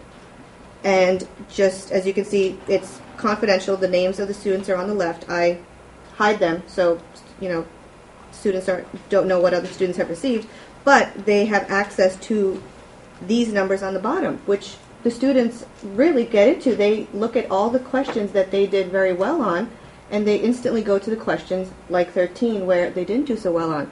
And they ask as a class to see the questions, and we just click on the questions and we talk about why was this question such a question that so many students got correct, and why were some questions so difficult. So we can do a little whole class discussion right then and there. And one of the things the kids have noticed is when they all pick the same incorrect answer. Why did they choose it? What was it that got them? That's a really powerful thing that happens in the whole group discussion. And these percentages are also something that the students really latch onto, and that gives them sort of an idea of where they're falling themselves, because we've probably previously conferenced with each individual student before, so they can kind of do a little comparison. So this screen is sort of like my home base screen that I really use. Another screen that is really important, and there's so many reports to individualize, the information is really staggering if you want access to it. Another screen that we use is the development profile, right, not the summary. And this screen is extremely helpful. Keep it in your library, right? No, you need to go to your library. Okay. For shared documents, right? I think so. You can have the year in there. Yeah, you Yeah. can get the post-assessment. Okay. We talked about the assessment we gave fifth graders at the beginning of the year based on the MCAS data we received from fourth grade. These were the results from that particular assessment. So this development profile is great for benchmarks beginning of the year, so forth assessments, because you're really addressing the standards. And as you can see, for these standards here, the number, sense, and operation strand, it shows you exactly how many students who took the test meet the standard, approach the standard, and fall below the standard. And how this is relevant is that these numbers here are hyperlinked, and you really want to focus on the kids that, say, fell below the standard. If you click on them at the Ahern Middle School, 8 students, you would click on them, those 8 students would be listed. Click one more time. I can click, yeah. right. It'll show you what class they're in. We don't want to show you who they are. Right. Okay, thank you. Yes, so here's the breakdown of the students in each class that did not meet the standard, and that's how we would form our remediation groups. What we've been able to do is use our math specialist and a sort of modified, it's not the full flex time that we have for ELA, but sort of a modified form of that to get these students together, working on it, something that we know they really need so that we can address it quickly and efficiently and get them back up to speed so that the gap doesn't get bigger. It's been a very powerful tool. And another great use of it is because it's so easy to use and the bank of questions is so large, it's very easy to give a student practice again. If you want to give them a retake or you want to give them extra practice, you can just pull up a question that has similar wording, different numbers, and it takes just minutes to do. And they can do it online. And again, I love the online, but printing out the test and printing out the bubble sheets is just as easy. But really the results are what are so quick. It's just whether you're giving it online, it's instantaneous. But even if you're doing it on the bubble sheets, you just put it through the scanner and you still have the same results on the screen as I just showed you. And one thing we're not going to really get into showing you, but you can track a student's history over time. So as we get into progress monitoring, the RTI, you can really watch a student's growth over time, and they have their own development profile, and when they've approached the standard and when they've mastered the standard. And in the interim, there are these intervention activities that are part of this program that you can assign kids to do from home. Now, we are still in the infancy stages of training our staff to really take advantage of that, but there's something called dialogues that are sort of instructional tutorials that the kids can do on their own. Sometimes it kicks them out to a game. Sometimes it's instructional with little practice questions, and then there's a quiz which gets reported back to the teacher. So teachers can actually take this data, assign kids intervention on those standards, and help the kids to get there. Sometimes they don't even need the teacher. Sometimes it's something that's quick and easy, and then the teacher could do that and then check in. And if they have it, great. If they don't, maybe the teacher would want to work a little bit more. So it's really giving the teachers a lot more information. In real time. In It's real like real time. time data. Instead of taking several days to correct your papers or your massive staff. And that's personally what I found very powerful is the fact that I could conference with that student within minutes of them completing the test, or even if it was later on that day. It's just relevant, and they have that information still in their minds. And usually, as soon as they see the question, they instantly know what they did wrong. It's not, oh, I forgot, I'm not quite sure, maybe. So that was very powerful. This is probably all we're going to. There's a lot. There's a lot, yeah. Technology. Little bits. That's Yes. right. But again, it's how we're using technology. It's not just enough to have it. Whiteboards and all the stuff. Faces. Look at all the groups that are here tonight. They started us off with that, and it wasn't enough just to have them. I think what this staff does is make sure they're being utilized efficiently and effectively. So that's just very And this exciting. projects right onto a regular whiteboard, a regular write-on whiteboard, so it's not dependent on an interactive whiteboard. So we want to make sure every teacher 3 through 8 can use this in their classroom, regardless of whether they have one or not. So It takes a lot of guesswork out of this for the student too, because how many times do you take a test and you try to think afterwards, well, which ones did I get right and which ones did I get wrong? Like you said, you got to wait 2 or 3 days to get the test back. This is immediate, and anything you learn wrong, it kind of sticks with you. If you can correct it quickly, That's right. it's to every student's advantage. That's true. And I also found that it helps, as a teacher, it helps to see the trends, the mistakes, the pitfalls that our students are falling in a lot more easy than it does just on a regular, piece of paper when you're creating a test. Well, because you can really link it to the standard, and Yeah. you know exactly Right. what piece it is. And I would like to just say publicly, it's impressive for our teachers to take, this is another initiative, and many of our teachers worked really hard to develop the assessments we had before, and they were invested in them. So for them to have to sort of hear that, this is probably a little bit more reliable and valid, they've been very willing to get on board and learn this new program because it's in the best interest of students and it's in the best interest of learning. So I just would like to thank them. Do you know what percentage of what percentage of our teachers now are proficient with and using Galileo? Well, everyone has to give a mid-year benchmark that's coming up in a couple of weeks, and we've all just worked on creating that together. So by the end of the month, all teachers in grades 3 through 8 will have done at least one big assessment. But at the middle school, it's very, very frequent. And in the elementary school, they don't have equal access to the computer labs. It's a little bit different, so the learning curve's a little bit different there. But we're going to have drop-in days this month where I'm there, and they can come in and ask their questions and get support that they need. So I think by the end of the month, they'll quickly become... There's some people who've really been trying it aggressively, and others who are saying, well, I just want to make sure I do it right, and I keep telling them, there's nothing you can mess up with this. You can't break it. But once you get a taste of it, you get hooked. Get hooked on it. Yeah. So this is just the elementary, middle school. It's not at the high school? Not yet. So would the plan be at some point to bring it to the high school? Or We haven't discussed... It's very different in terms of the high school because they have specific courses. I'm not even sure if this software goes through if the standards are listed, because it's just it's a different approach at the high school level. I'm not sure about that. I can check it out. The high school does have their common assessments right now that they've developed, so we didn't see necessarily an urgent need, so we're trying to take one thing at a time. And we didn't really have get those. going. Right. But again, the value of this, go back to what Bruce said. And Bruce, you've been saying, Larry used to say that too. Give us the assessments. Assess, tell us what the results are.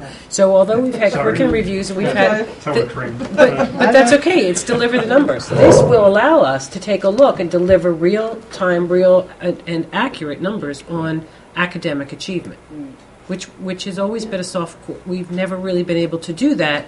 We have shining examples, but we don't have that, and I think we will. I mean, now that teachers are doing We have had some that. forms of them, but certainly nothing like this. So I just don't know if you want to mention just very briefly the difference between standards-based assessment, which this is, and what we were doing, which is a program-based type assessment. Before, we were using the assessments that are prepared by the publisher that work with our program.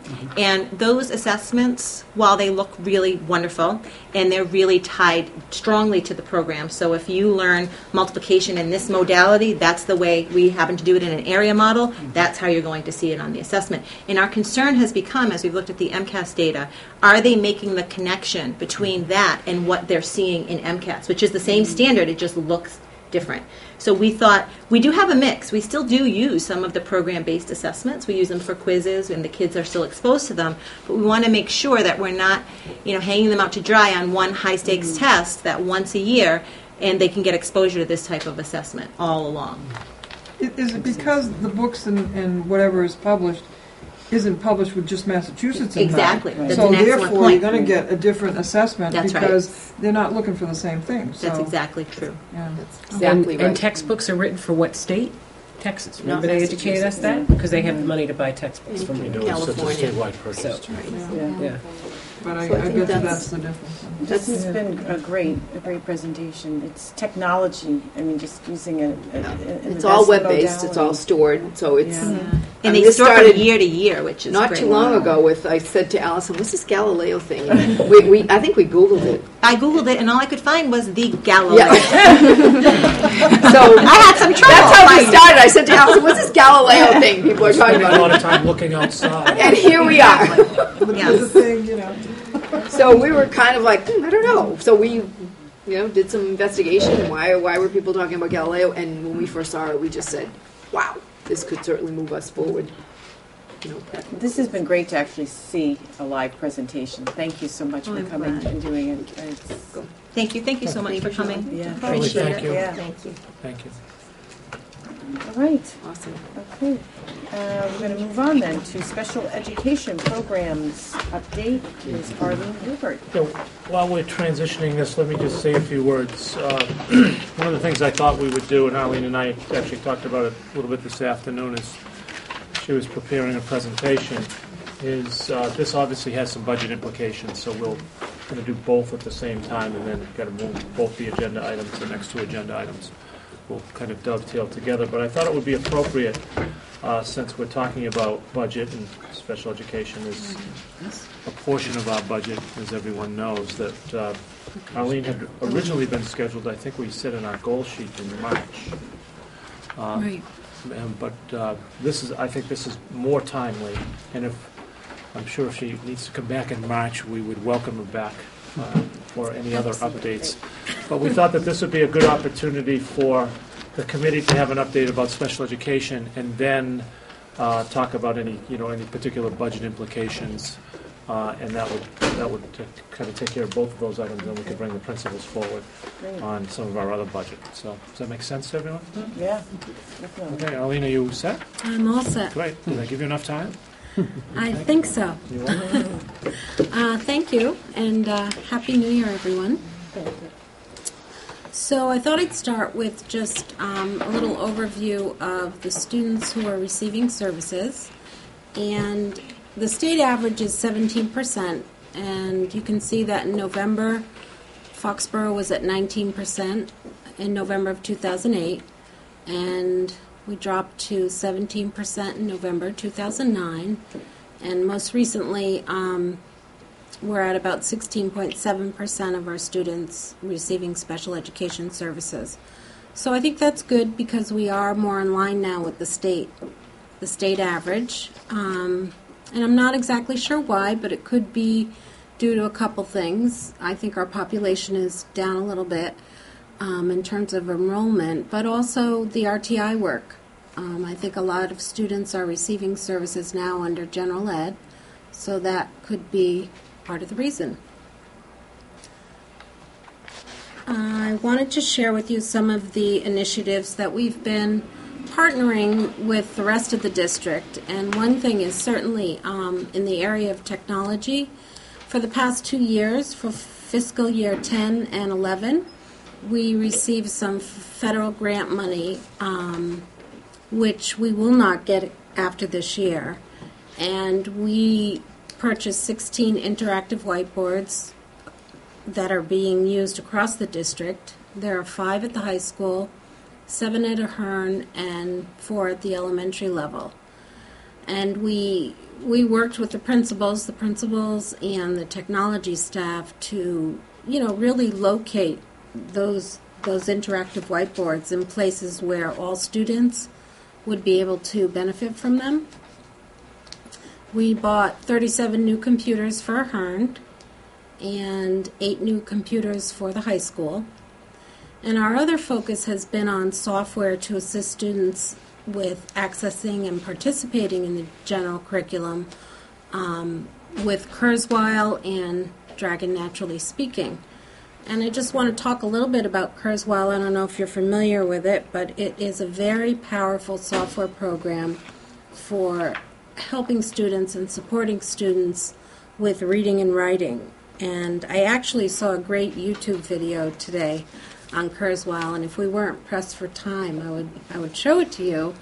But it's on a Medfield middle school teacher who has a general education teacher who has adopted Kurzweil into his classroom, and it's part of his practice because Kurzweil teaches kids how to highlight information from text, like what's the most important information to focus on. It brings print to students in a different way, and it also has several features to help students brainstorm and outline writing assignments. So if you're interested, you could go to Kurzweil EDU, and you'll see that little YouTube video on a Medfield teacher. We have 20 licenses right now. We started last year with 10, and we increased this year to 20. And I'm hoping we get to the point where people are calling and saying, I can't get on Kurzweil because so many people are using it, students and teachers. We also have purchased some USB memory sticks for students so they can bring Kurzweil home to support them with their homework. And if you're not familiar with the software, one of the greatest features of Kurzweil is that it brings print to students who may have a reading disability. And they can actually see a text on the screen, hear the text read to them. They can adjust the pace, they can adjust the voice, and it really does help a lot of students access the curriculum. I hope that we get into using it a lot more than we already are, so we're really focusing on that.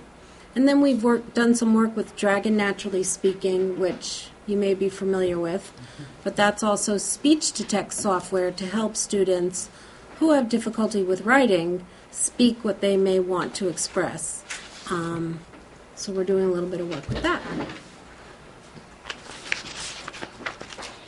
We've been partnering with the high school since last November, December, to provide daily tutoring that's available for any student at the high school in either ELA or math. And students can access those services between 8:30 and 3, and it's open to all students, general ed and students who are receiving services through special ed. In looking at the number of students, we have about 54 students a week approximately who are accessing those tutoring services, and we really want to encourage students to take advantage and get more students using that service. It really gives them an opportunity to get support with writing assignments, to maybe have a concept that was taught in math retaught, reviewed with them, or assistance with studying or preparing a study guide. So that's been a great help at the high school. In terms of positive trends, I wanted to mention that we've noticed our expenses in tutoring, our budget line has trended down, and it could be due to this district-wide service. We provide tutoring services when students may have to be hospitalized or confined to home for a certain amount of time. And we found that when we provide the tutoring with our teachers or our tutors, either when the students are out of the hospital, when they're home, or even when they come back to school to help them get caught up, we're getting a much better outcome. And it could be that our tutoring expenses are down because we are kind of handling that in-house more so.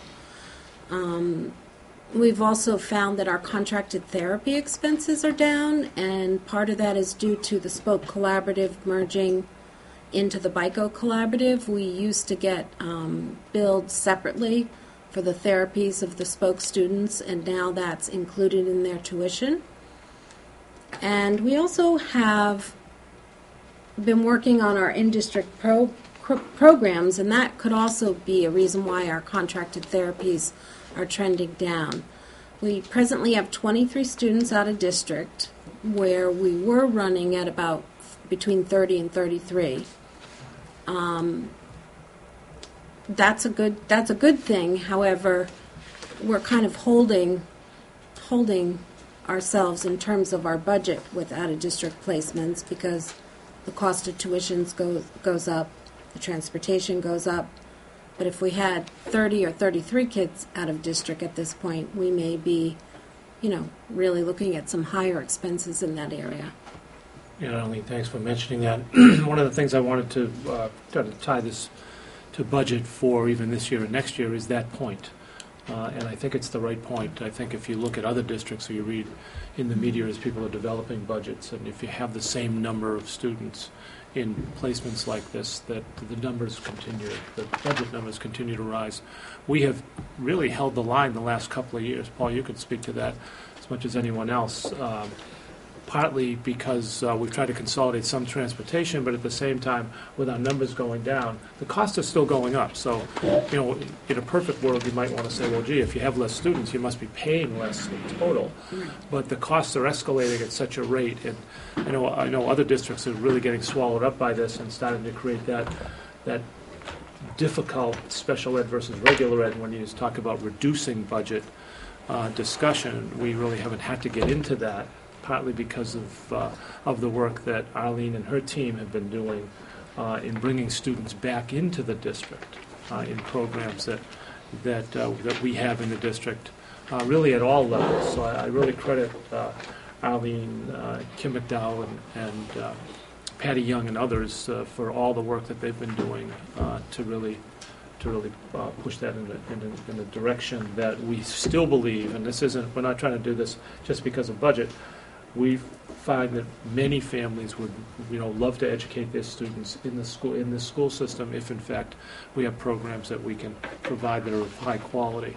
We take out the transportation piece, which is very expensive, but also is time-consuming for children and their families. So that's a budget area that, one might say, gee, then your costs might be down. The other piece of it that I know we mentioned in our budget presentation about out-of-district tuition is that our costs are up because I think this committee remembers that the legislature last year froze tuitions for private placements, and we're not so sure they're going to be able to do that again. They might be able to do that again, but we wanted to make sure we had something in there. So I think, Paul, you said you built in a 4% increase in our total out-of-district tuition account. We might see some flux in that if we hear better news from, certainly from the governor and the legislature, because I know the governor initiated that discussion last year in the legislature. But we've been really, it's not unusual to have $300,000 or $400,000 increases in that line item year after year after year. And we've really, I think the last couple of years, we had, I think in FY 9 to 10, I think we had an increase, or 8 to 9, I think we had an increase that was fairly substantial, if I recall. But I think The other thing we've been able to absorb is the reduction in circuit breaker, which helped us with our tuitions. That was reduced greatly last year to 42% from 75.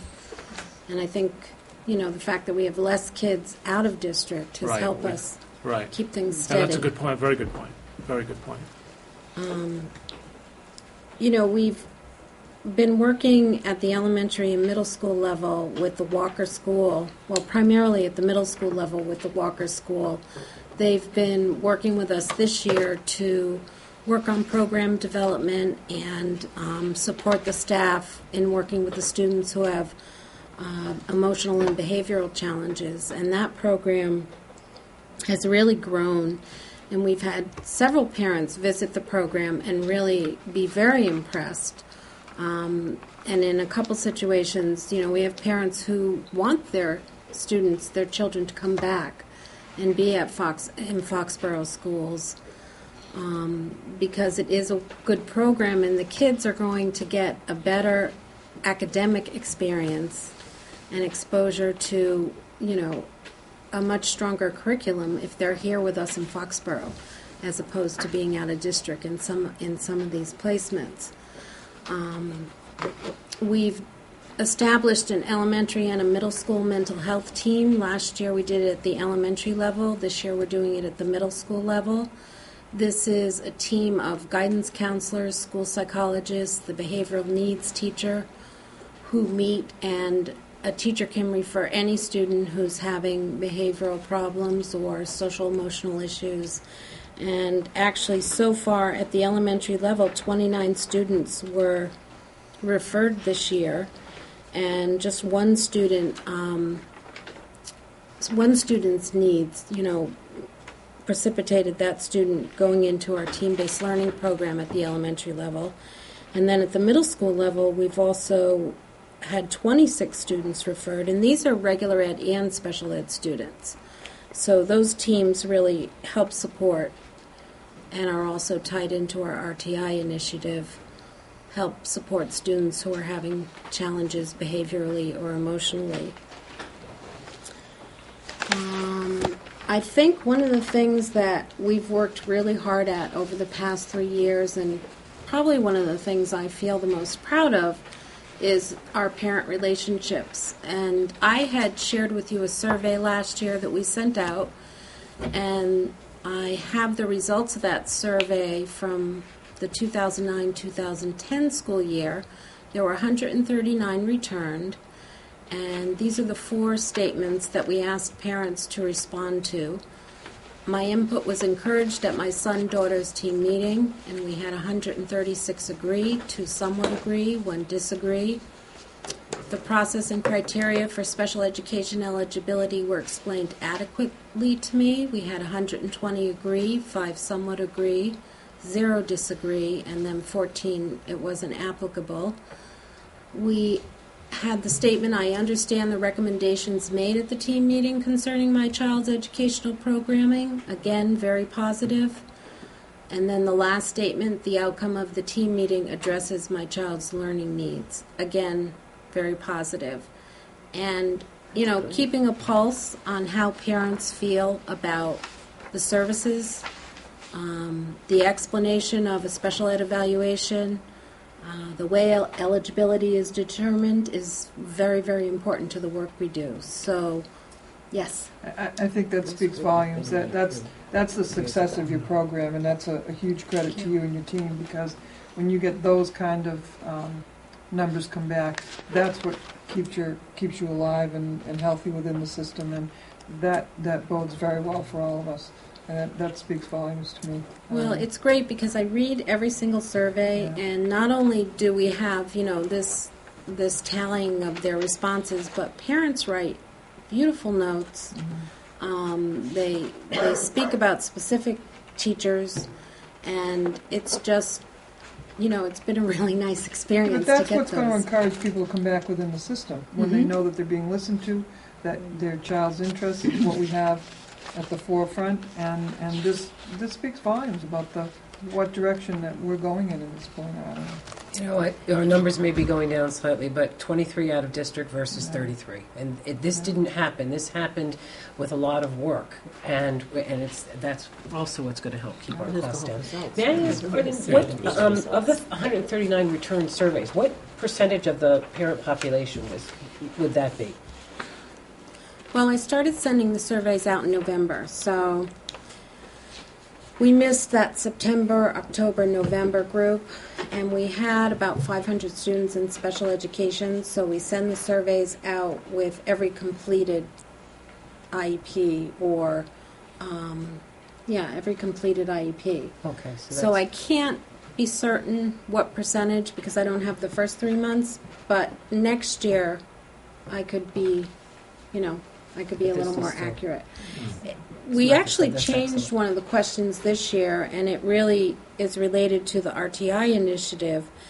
And I gave you a copy of that survey in my that we sent home in the handout. And the question is, the team developed an appropriate action plan in the form of an IEP or through regular education services, such as Title I classroom interventions, to address my child's needs. Because at the conclusion of a meeting, sometimes a student is not found eligible. And what we are doing now is coming up with an action plan if a student is not found eligible, because we have a lot of services in district, and we really want to help students regardless of whether they're eligible for special education or not. I also want to mention that a lot of our special education staff are in classrooms working with all students. So they're part of this RTI initiative. If a special educator is running a small reading group in a classroom, there may be 2 or 3 general ed students in that group if they're appropriate for that group. So I think that's something that's really speaks well to the whole culture here, is that we want to do things so that we're an integrated part of the whole system and that we're not separate in any way. We've been collecting some information about our graduates, because one of the ways I think that in special education we can look at how effective we are is what do our students with disabilities do after they graduate from high school. So Patty Young helped me with this. I think Patty's here tonight. Thank you. And I think Laureen White in the guidance department also helped. And as you can see, our students are pursuing further education after high school. Some are working and considering a vocation. And we're going to actually continue to gather data on this because we are actually required to do that now for the state. And one of the things I saw on our website was that the target rate for the state of Massachusetts for students with disabilities to graduate with a diploma is 70%. And I think in 2009 the state percentage was like 64-something percent, and Foxborough was like 74%. So we exceeded the state target. So that's part of our mission, is to help students prepare for life after high school and be able to either continue their education or pursue a vocation or career. So I think we're doing pretty well in that area. Mm-hmm. Looking to the future, we implemented the high school special ed department chairperson last year, and that has really been a great support for parents, for students, for staff members. And we'd really like to extend that model to the elementary and the middle school level so that we can better coordinate our services. It's a model that's common in surrounding districts. And for this year, we've been talking about it, Dr. Martis and I, and the elementary principals and Sue, the middle school principal. We can really support this by using some of our grant funds, which have to be used by June of 2011. And what we would propose to do is reorganize so that Kim McDowell, who's our district-wide team facilitator, and she really spends a good majority of her work on the out-of-district cases, but where those are down now, she also does work at the high school and the middle school. I'd like to see her be more of a face person at the middle school level and be on site more often at the middle school and help with the coordination there. And then I'd like to see us try a half-time elementary, either team chair or coordinator. In surrounding districts, this is pretty standard to have someone else at the elementary and middle school level to assist with special education coordination. As Arlene mentioned, we've been talking about this, and we've obviously tried to identify a funding source and think that this, for the second half of the year, would be something that would be a good idea to pilot, given that we do have funds. We also know that we may have some additional funds. That 760 grant in 2011 is a federal grant, and we might be able to divert some there too. But one of the reasons I wanted Arlene to come tonight was to talk a little bit about that, to get school committee approval, if possible, and so that we can get it started. And then Arlene can come back in May or early June and talk about what the effectiveness of that model is. As she said, I've had experience in other districts with a similar model, and it does work. It adds some consistency, and it also gives the principals an opportunity to interact with one person across the district rather than three. So you want to pilot this rest of the school year? Yeah, I'd like to do it for the second half out of a grant. Yeah, out of a federal grant, the ARRA grant that we have, that we have been looking for innovation, for ideas around innovation. And Arlene and the principals, we've been actually talking about this for a little longer time than I think Arlene wanted us to talk about it, because she really likes the model. But we've really vetted it, I think. And I think it's a good idea to push it forward, and then we'll at least get some data back to see if that's the right thing that fits for this district.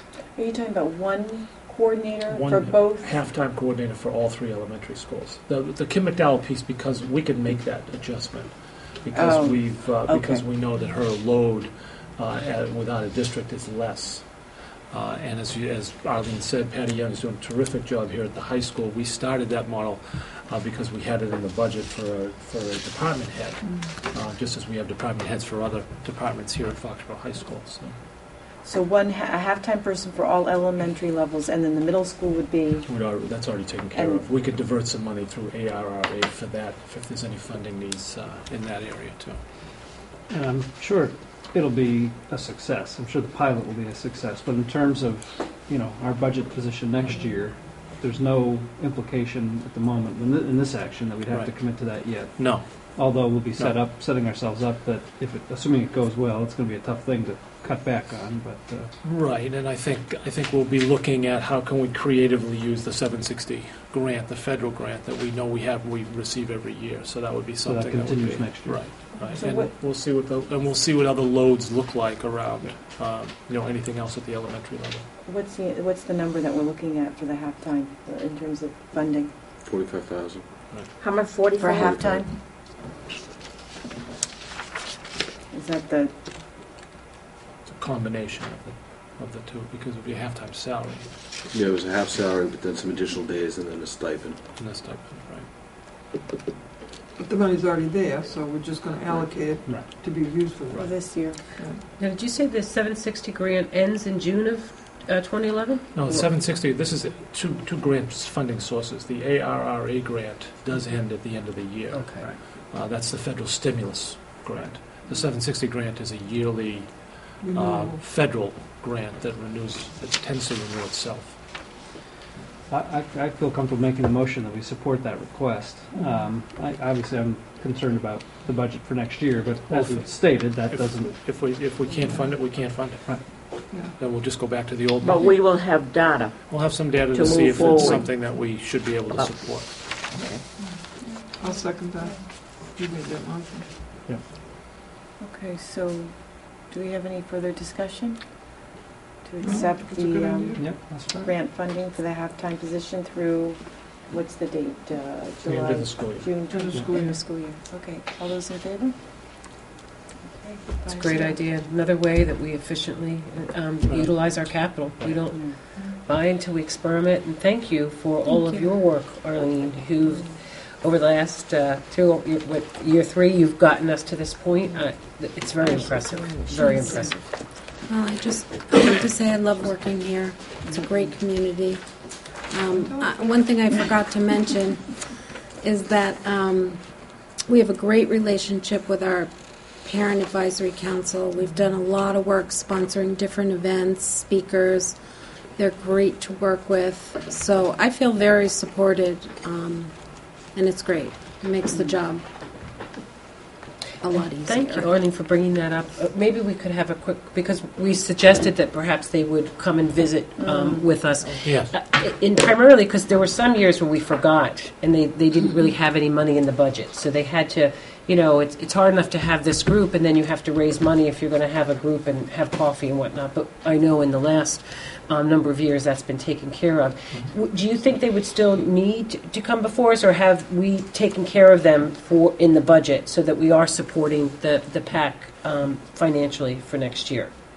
I've been working together with them and supporting a lot of the speakers, that we decide upon together, because they don't have a lot of money.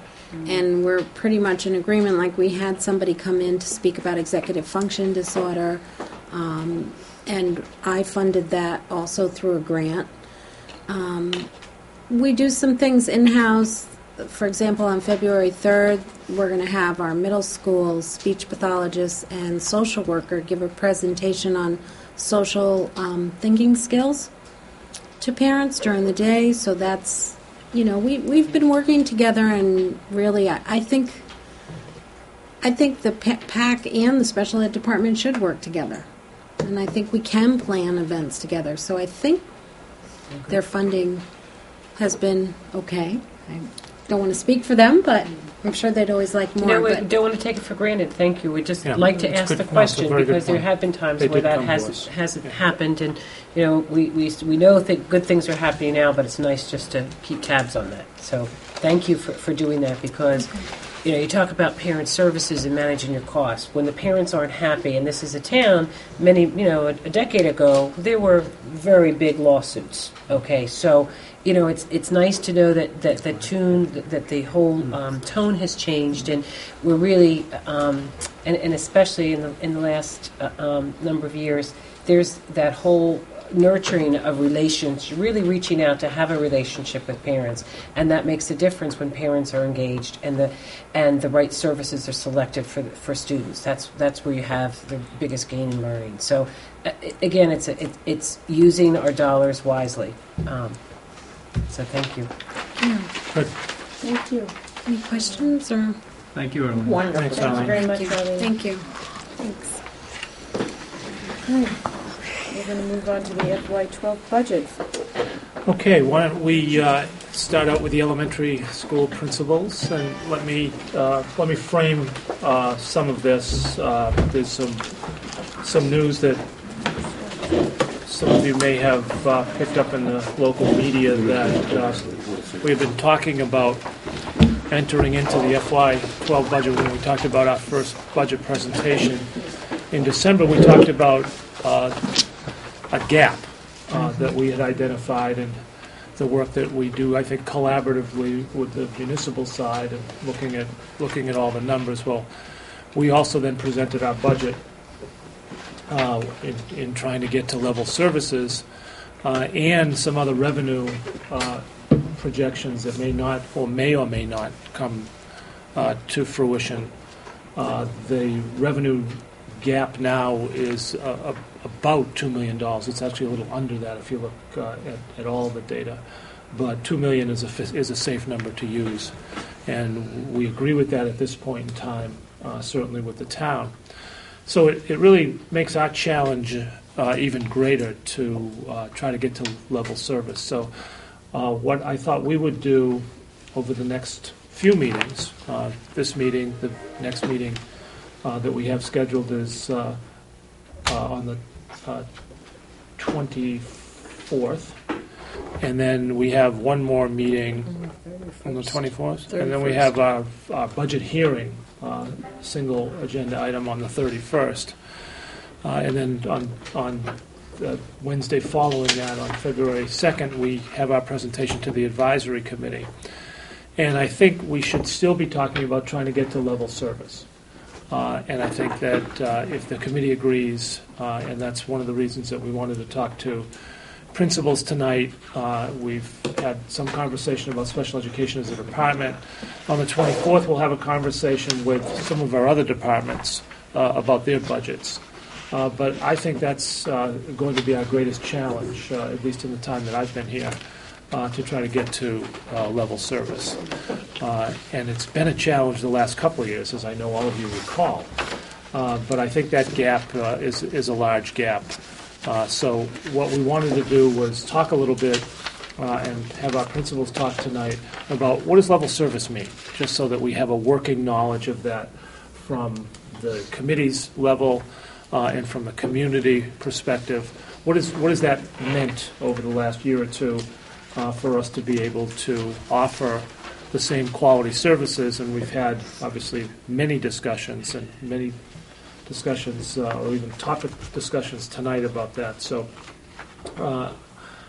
we'll talk about that over the next few meetings. I will most likely, unless something drastically changes, advocate that we go forward with a level service budget on the 31st, and we make that presentation to the advisory committee. But at the same time, I believe we're going to have some discussions about what would possible reductions look like if, in fact, we needed to make those reductions. So that looks like our work in February and March, at least the way I'm looking at it now. Now, some of that could change. We haven't seen what the governor is proposing. We haven't heard great news about that, but that'll happen towards the end of this month. And then what the House and the Senate will be working on, and whether there are some other funding sources that we'll be talking about. We certainly will. I mean, we have to have a conversation about that jobs grant federal money that we heard about in August, and we committed to not using unless we really needed to. Current budget is trending in the right direction, and it looks like we're not going to need to use that for this current budget. So we'll have that going forward. So, we could say that the budget, the $2 million gap, could be $500,000 less than that, but I think it's premature to really do that yet until we have a full discussion about what some of the other areas are that we could be talking about.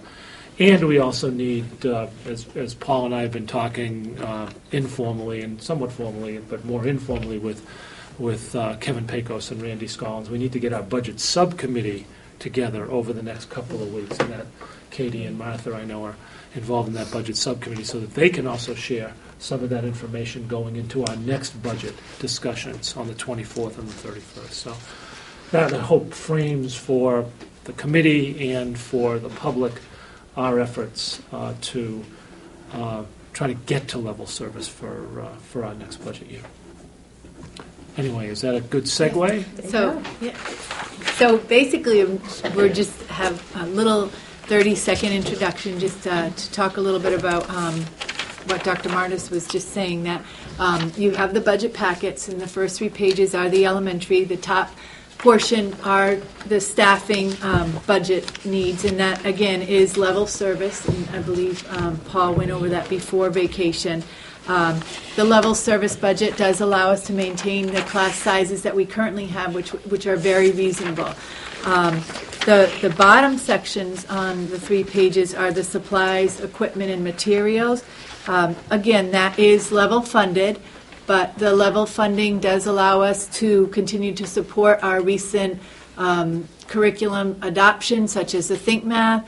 Also allows us to continue with the library network software, which we just recently started, as well as some online resources such as the Discovery Education. So again, the level service, the level funding is supporting us where we currently are, which we feel we're in a good place. And then we're opening it up to you for questions. Anybody have any specific questions? Do we see much of a change in enrollment? And then I know there wasn't, usually we have something in, as people move along, the numbers sometimes change a little bit. We do have the kindergarten registration coming up later this month in January, and that usually gives us a pretty good sense of the number of entering kindergartens. We will also have a better sense at that point of preference for full and half day. At the other grade levels, we're predicting pretty stable enrollment.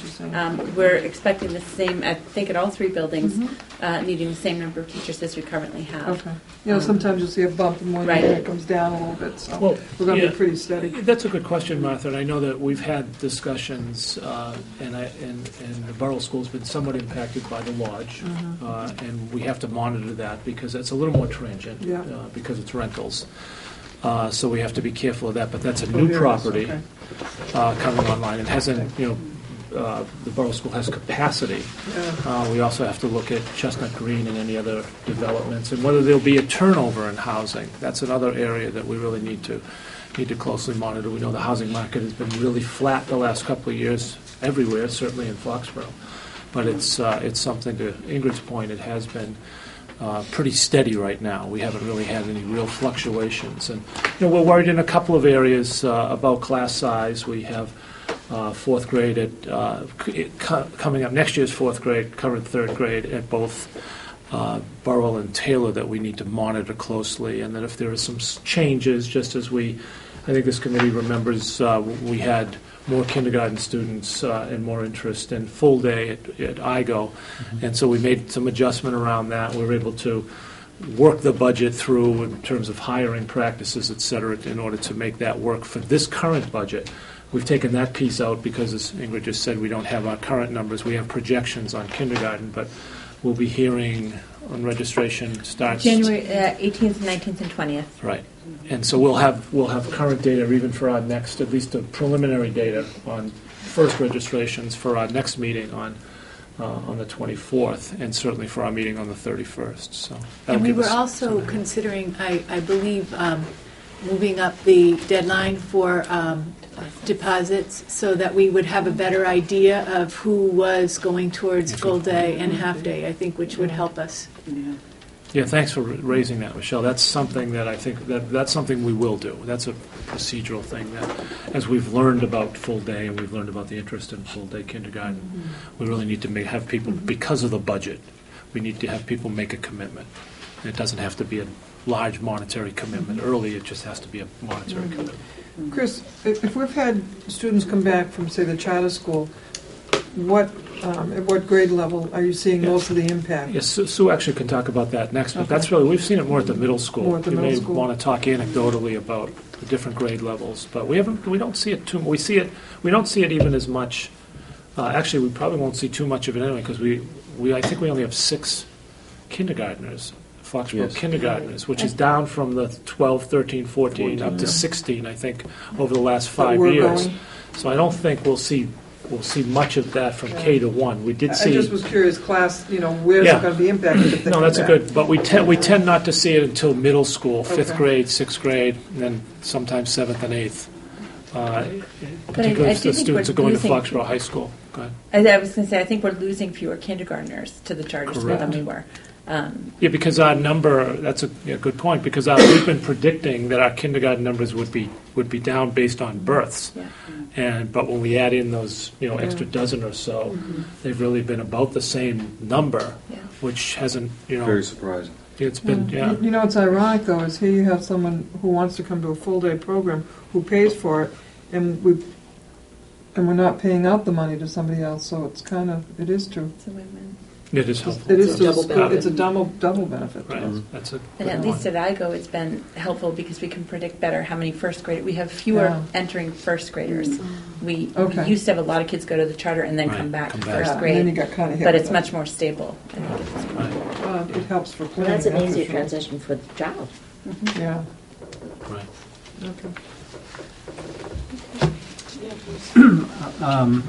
I think all three of you guys know how proud we are of your schools and the great job you guys do in the community spirit. Have you begun to consider how if we had to reduce budget, how you could do that without impacting some of the things you've got going on? We prepared for the other question. We thought you were going to say, what would we do with extra money if we had it? We have a wish list here. How many years have we asked that? We're running out of time. We're going to give up. Feel free to ask and answer any question you want. I think it's early still on those pieces. To speculate, anytime you are talking about a cut, though, it does impact students. And to be able to speak district-wide with all of us together to say, how do we minimize that as much as possible? And having done this in a couple of other places, it's one of those discussions where you really don't want to pit one level against the other. You want to try to balance it as much as you can. So we've actually had these discussions over the last couple of years, really not knowing until later in the spring what our budget was going to look like. Hoping that we'd still to get to where we ended up getting to, which was great. So I think we'd present a uniform list of things across the board, but. There are obviously programs that you'd have to look at and class size that you'd have to look at, because we're a people-driven business in terms of looking at 80-something% of our budget is people. So we'd have to look at that. There's not a lot of resource piece in it to say, gee, we'd have to cut. We could cut out the reading program or something. It couldn't do that. I think the hardest part is we just don't, it's a moving target, the number, so we don't know what we're going to have to do. I think the committee historically over the past few years has been much better about using our revolving accounts to make up for budget gaps and whatever, and I think as a committee we probably will continue to look at those things. But I think the hardest thing, sitting on the budget subcommittee, is what's the number going to be? Until you know what the number is, Bruce, it's kind of, it's pure conjecture on everybody's part. And I think what's important for us, and I think where our credibility lies, is that I've always said it's a student-driven budget. What do the students need to succeed? That's what you present to the advisory committee and to the town. And then the town votes it up or down. So I think we've done a very good job over the many years in presenting that. But I think the hardest part, it is just a big, huge question mark. And until somebody gives us a number, you're not going to know where you're going to want to make the I think, though, it's an important question, Bruce, and I think it's something that we need to make sure that the public knows that these conversations are happening here publicly and also with the administrators, because it may be something that we are going to need to discuss, and we don't want to give the impression that we're not thinking about it. And like you said, we're always looking at our revolving accounts. It is a moving target, as you say, Martha, but it is a reality too, and we do need to have these conversations, and when the time comes that we know what those numbers are, I know Dr. Martis and his team will be presenting what we may need to look at. So definitely. I think what's going to impact the least amount of people. Of course. And I think as far as the elementary budgets are concerned, at this point, I think it wouldn't be from the expense accounts that we presented, because we've shaved those over the last few years, Yes. and they've also been level funded, and paper costs, all those things have gone up, so there's not a lot of wiggle room there. That was kind of the point I was hoping you would make. It won't be from here. But on another If it's note, significant money anyway. Yeah, thank you. because we had a year in 2004 we had a cut, but we've had years where we still had to shave. On one hand, we will do whatever it takes to close that gap and to deliver quality education. I would, and Bruce, I think you mentioned this, I think some others have mentioned it.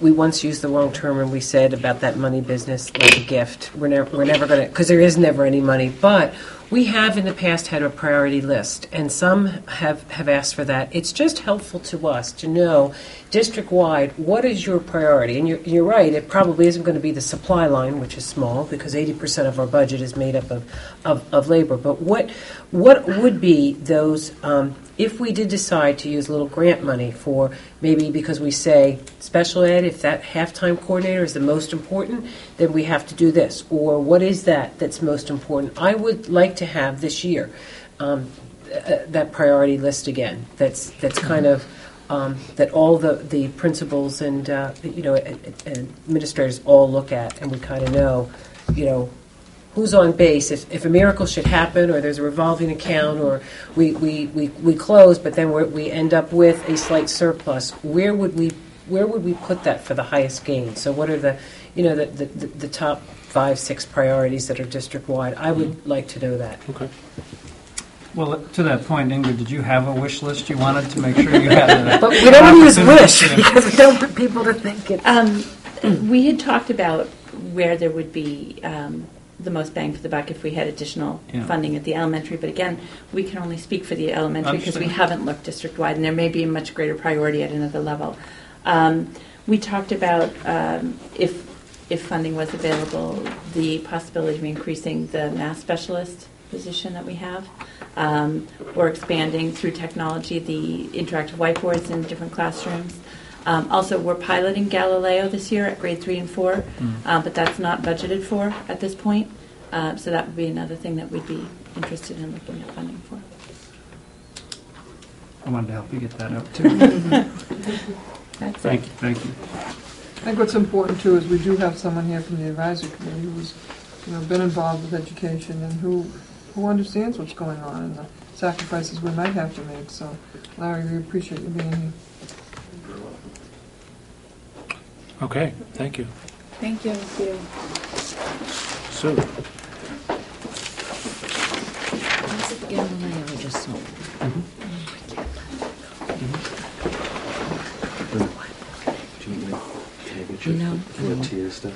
You can share those whiteboards.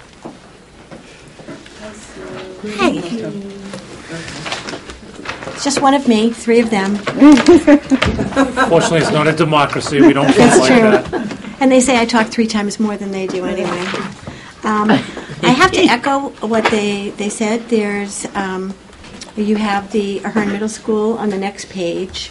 The top, which is the salary line, allows us to provide the services that we are providing currently for the students, and the bottom is level funded on the expenses for instruction. And the cost of things isn't level cost, so that when you have an interactive whiteboard, it's really amazing that the light bulb for that projector is a several $100 item, so that we're always juggling what our needs are at the moment to provide, quality education for our students through the generous funding that we have, and I think we're in very good shape. I think we're moving forward. There's a lot that we're doing with our initiatives, and I think that Galileo has proven to be a really important addition to the middle school, where we can more personalize instruction as well as professionalize it for the teachers, because they're spending more time in professional assessment and instruction than clerical correcting. And I think that's a really important distinction. And the cost of Galileo for the middle school is only $7,600. So that as you look at cost, the school with a large number of students, that is going to come out of something. Whether it will be other instructional materials, but it's worth it, and we make up in one place or another. So that is what we've been doing, and I think we work together very well as an administrative team to provide what we have for our kids. They have some superior opportunities. Exchange City is an event that is unparalleled, that brings the students' classroom instruction to the world. That is approximately $8,500 to fund. We started with a grant for that, and it is truly an experience that focuses students on the meaningfulness of their classroom instruction.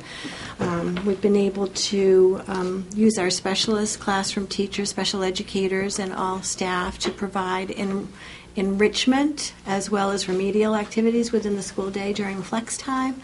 And I hope that you've been looking at the newspaper for our RoboDocs, who are the award-winning robotics people. They worked together for 2 months. It was the most incredible experience to go to Robonautica, and hopefully they can come and talk to you about that. And they won one of 16 state trophies after 2 months of work. It was an amazing coup for those students. So we're doing a little bit of this, a little bit of that, and we thank you for all your support. And if Bruce has, deep pockets, we'll take more. What would you everything. increase? Everything. I would want everything. That was easy. That's easy. Roulette wheel. You She'll had be a happy question with mark whatever. earlier about the I've always enrollment. been a real bugger when it came to actuals versus. I think when you look back over 2009, 2010, what we appropriate, and not just for you, just for everybody in general. And I know this means more work for you, Paul. Look at him. What's you going to ask me? When you look at the bottom part of the budgets, contracted services and whatever, and you look at what's appropriated and what was actually used, and that you're appropriated it for 2010, 2011, and for 2012. If we could have a little bit of an insight into actually what we're using off of these, so that we'll know if what we're projecting are reasonable or unreasonable, or will that give us some wiggle room? I know every penny adds up, and I know nobody can do that better than you, Paul. Do you see what I'm saying? Yeah, let me speak. Do you want more because, actions? Is that what you're saying? Well, I'm saying the closer we get, if we can have a little bit of a better handle on what we appropriated and how much have we actually spent to date. Like there's one thing, if you look back on the memberships and journals, they appropriated $1,200, they only used $800. We appropriated that this year and for next year. So how close are we to that, and how much might we be able to shave off of some of these things? It's a little more difficult than that, because what we've had to do the last 2 years is we've had to freeze the budget at different points. Okay.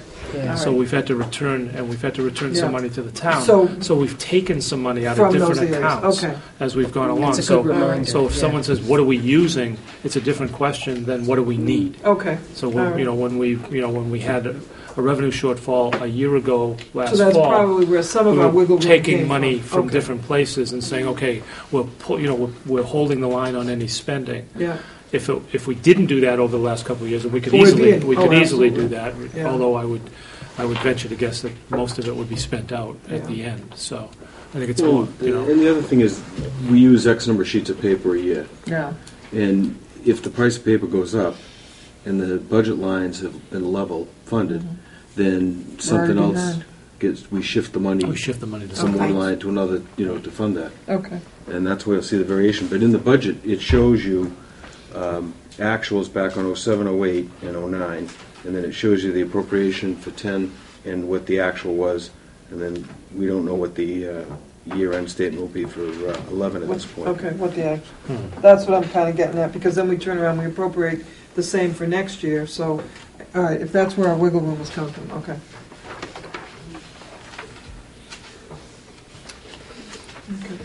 Any other questions? Okay.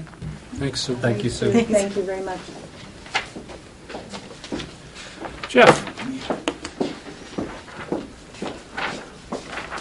Good evening. Just pretty much echo the sentiments of my colleagues. I think there's just 3 points that I need to make for the high school budget. The first piece is that we will be coming in or requesting on the plus side $19,000 over a level service budget, a one-time deal because of the NEASC accreditation visit. It cost about $19,000 for double dues to put up 12 or 15 members in the hotel for 3 days to feed them and meet their technology needs and all that other good stuff that goes with it. It's a good deal, I think, but but it's a one-shot. It's a one-shot deal. So again, we'll be asking the committee for a $19,000 increase. Everything else in our budget remains the same, level service, with the exception of moving $1,000 from supplies and textbooks into technology and taking, I think, $3,000 from various accounts in the library media and putting them towards library materials. The budget is pretty much the same as it was last year. So the only piece we have that's different is that one-time $19,000 increase. So.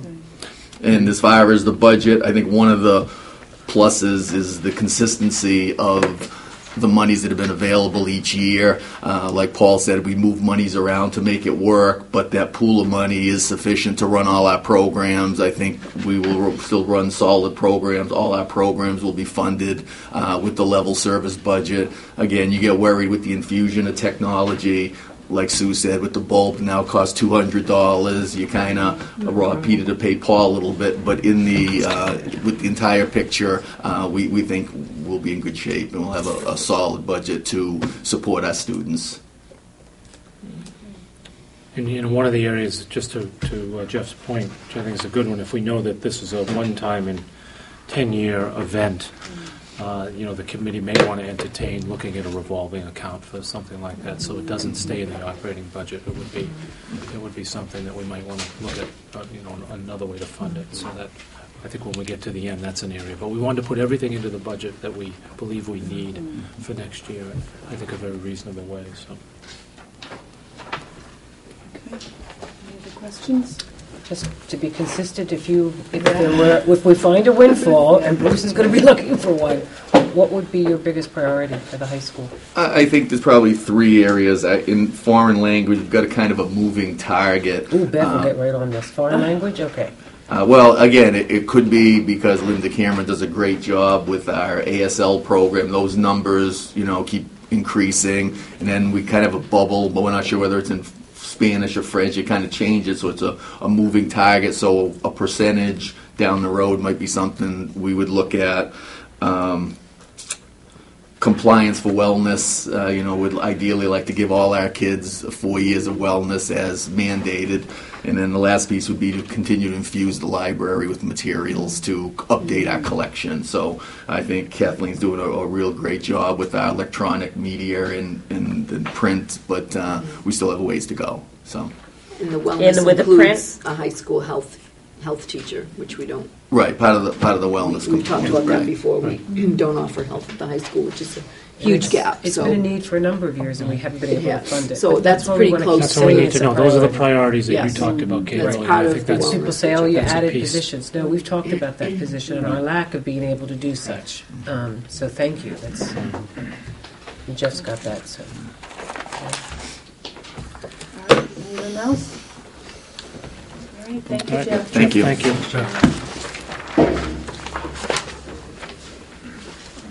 All right. So I guess we're leaving the FY12 budget, and we're going to move on to the second reading of policy ADF wellness. Ms. Kate Kaminsky and Ms. Beverly Lord. No, we read it in its entirety last week. For the second reading, we don't need to do that. Hope not. Yeah, because Bev, going to be your turn. I'm such a good partner, aren't I? There was just one word which has gone in. It was, it's in under the nutrition and wellness, the maintain. Is that, or which? Yeah, we voted it in with the, accepted, yeah, Right, the first. as amended. That's what I'm So looking for. those two changes have been made. So don't know if you have any other questions or. Does anyone else have any questions? And yes, if there are none, Bev and I would entertain a motion. I will make that motion for it. And I will second it. All right. Thank you. Any further discussion? Thank you. Okay, all those in favor of the wellness policy as it stands, please. Yes. Ms. Elizabeth? Bev? I did. Okay, 5-0. Okay. I would just like to, if I may, because this Yeah. was another, we've been doing a lot of policies, and Bev, you're a wonderful partner. The other person, there were a couple of the people who've been very, very helpful. Wendy, it's incredible what she does, and the other person is Debbie Spinelli. So when we look good, Bev, it's because we've had people to would brief us with the right resources to make it. So your we sound unsung intelligent. heroes. Yes. Yes, and then Wendy will take it and make it, look fabulous and have it edited correctly. So, thank you, both of you. Okay, thank you. All right. Now we're going to move on to the draft bullying survey. Mr. Martis. Okay, I'm going to ask Ray and Judy Knight to come forward while I frame this, because I think they've been enormously helpful. And I guess what I would say, and I'll say more than one time, is that the task force that was developed really spent an enormous amount of time, and I know many of you were involved at different levels, and I've heard some updates in the past, but I really think that they spent time on the right issues. And Debbie had led some of this and articulated the 5 work groups: education awareness of students, education awareness of staff, education awareness of parents and the community, investigating, reporting, and data collection, and then issues related to instruction in school time and unsupervised out-of-school time. One of the I think more intriguing areas was, how do we find data? How do we find baseline data that tells us what the issues are here in Foxborough? And we were very fortunate that Ray and Judy, who have great expertise in research and in developing surveys, step forward as citizens in the community. Again, it's another accolade to the community of Foxborough that people would step up and say, we think we can help here. And so they spent an enormous amount of time working on this issue. And we know that there are some sensitive questions here. But we're not sure that we get to the data that we need to get to without asking some sensitive questions. And I think they framed it in a way, and they can talk more about the specifics of it, but they framed it in a way that it would be anonymous. There would be an opt-out for parents, as you've read in the cover memo. It would be vetted in terms of researched along the way, so we're not, I guess what we're asking tonight after the discussion is the school committee needs to give us direction around this, because it's an important area. But I think the fact that the task force, the entire task force listened to Judy's presentation in the fall and was very interested. We've gone back a couple of times to ask them for input, and some have given us input, but I think they've all said, yes, we know we need to collect data. And we've been looking around, and I know that Ray and Judy did some of this, and I know Debbie's done some of it because she works with the Mass Aggression Reduction Center at Bridgewater State University. And they've been doing some work, and we actually think we might be able to help them and inform them on some data collection and how do we go about doing this and all of that. So why don't I leave it at that for now, and then we'll open it up. And I'd like, first of all, again, I'd like to thank you for stepping forward and really helping us with this effort. It's really wonderful to be at this meeting, because essentially what we're offering is something that's a repeated theme that's been going on throughout the meeting. I mean, Bruce saying we need to know what. So what? Will things change? Will they be different? How do we know that they're going to be different? It's wonderful to hear a committee that's so concerned about data and so wants to know what it is that we're doing is really working. And that's what this survey is essentially geared toward. It's geared toward identifying areas of prevalent problems. It's geared toward trying to find areas of concern that the task force has identified. And I think most importantly, it kind of is giving a metric for any kind of intervention that occurs in the system to see whether or not it is working. For instance, one of the things that Debbie talked about before was the Caring School Community. This is a program that we now have up to the fourth grade. We want to know what the impact of that is going to be into the future. It's very interesting. I looked at the research that's been done on the program, and most of it is what's called concurrent research. We know that if you implement this program, that students are more involved in the community, that there seems to be, right at the time that it happens, some reduction in behavioral problems, some increase in prosocial behavior. There seems to be a basis for improving academic performance.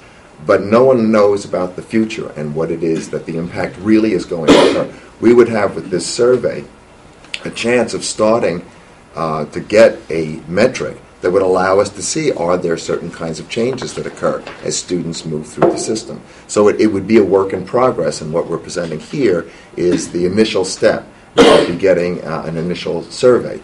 And what Judy is going to demonstrate to you is the program as the students would see it and as it has been structured. And as Chris has already mentioned, it's something that's going to be anonymous. Parents can get out of. We're trying to set it up so that it wouldn't be the case that students would be identified, because there are some extra questions. If you are a bully or if you are a victim, you'd be asked more questions. What we've done is we've worked to have forms so that there would be a balance of questions. You wouldn't be able to identify students by virtue of how much time they spend. And in doing that, we'd also be able to get baseline data that would allow us to really evaluate anything that we do, any kind of implementation that occurs, whether or not it has an effect. And so I'll let Judy give you a little information about the itty-gritty of the program. Well, this is a software that we have developed, and we'll donate it for the use of this survey and anything else you might want. The student, we decided... Can we get a royalty for you and for the schools? So the student will either see this screen when they come in, or once it's logged in for the day, it would you wouldn't have to log out. And there'll be a username and password that's... We're thinking of putting it on a cardboard next to the computer so they can all do it themselves, and it's hopefully it will show them that it's transparent and anonymous. So they log in, they say start a new session, and I put in 3 and these I put in demos, but what we would put in for the real assessment would be just numbers. So they can pick anyone, and the whole screen will be filled up with numbers, and they can say, okay, I'll pick the one at the top, or I'm not going to get known, and I'll pick one in the middle. So I'll pick the third one just for fun. And this comes up, I don't know if we can actually disable this for the survey, but it's set at 45 minutes. It's not going to take them 45 minutes, so they can just leave that. And then it starts with some instructions. So this part is just instructions. I'm going to go through it really fast. It shows them that they pick one. And it tells them about the previous and the next button. This is actually a reading test for the 4th grade level. We could take it out or leave it in. The problem with leaving it in is that if they don't pass the reading test, then you have to have somebody else to decide what to do with it. So we may choose just to take that out. So there are 6 questions in the reading test, and you may be able to tell that I've done this before. And Judy, is this the part when we mentioned a next step would be input from middle school faculty, yes. that kind of thing, yes, about we have wording, to see the and wording what makes sense. And then we want to test them with this, and we haven't worked out the details of who's going to be there, whether they're always will be someone who could serve the purpose of if they don't pass the reading test. So, that's one thing we haven't decided on. Okay. Yet. Question on the reading test. Does the score on the reading test part give you a validity to the answers that they're Well, giving? yes, it's put in for that. It's supposed to be a 4th grade reading test. We used a readability, one of those rating jobs to work at. This would actually tell us if it's 5th graders really can read at this level. But those readability scores are not always accurate. So that's one of the questions we actually want to ask you. Yeah.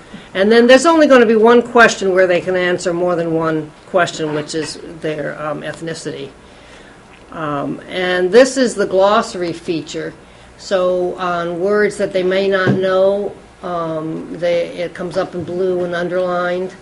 And again, we're hoping you can help us identify those words. I've looked up lists of words that 4th, 5th graders are supposed to be able to understand, but I don't have any confidence that I got them all. So, and then a lot of them aren't on the list because we're talking about, people harassment's one of them. 5th grader may not know harassment, so I put in a glossary, but it's not on the 5th grade list, but that doesn't mean they don't know the word. So that's another thing. And so the next there'll be some demographic questions. The only one I put in is grade and age so that I could show you that if they're under 15, they wouldn't get the sexual harassment questions.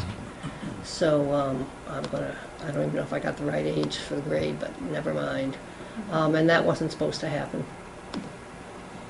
A little error in the program. You should only get that once. And then all the questions look like this. And we've interspersed the ones where they would be targets with the ones which they would be the aggressors. And by having a bunch on a page, it not only alleviates some of the reading difficulties, but they can compare their answers to other people's answers. To other answers and say, well, I really didn't get into a physical fight. I actually threatened to get in the physical fight, and so they can go back. The software saves the responses after as many as we say, which is like 20 questions. Oops, I didn't want to do that. I'm trying to be a target here and not an aggressor.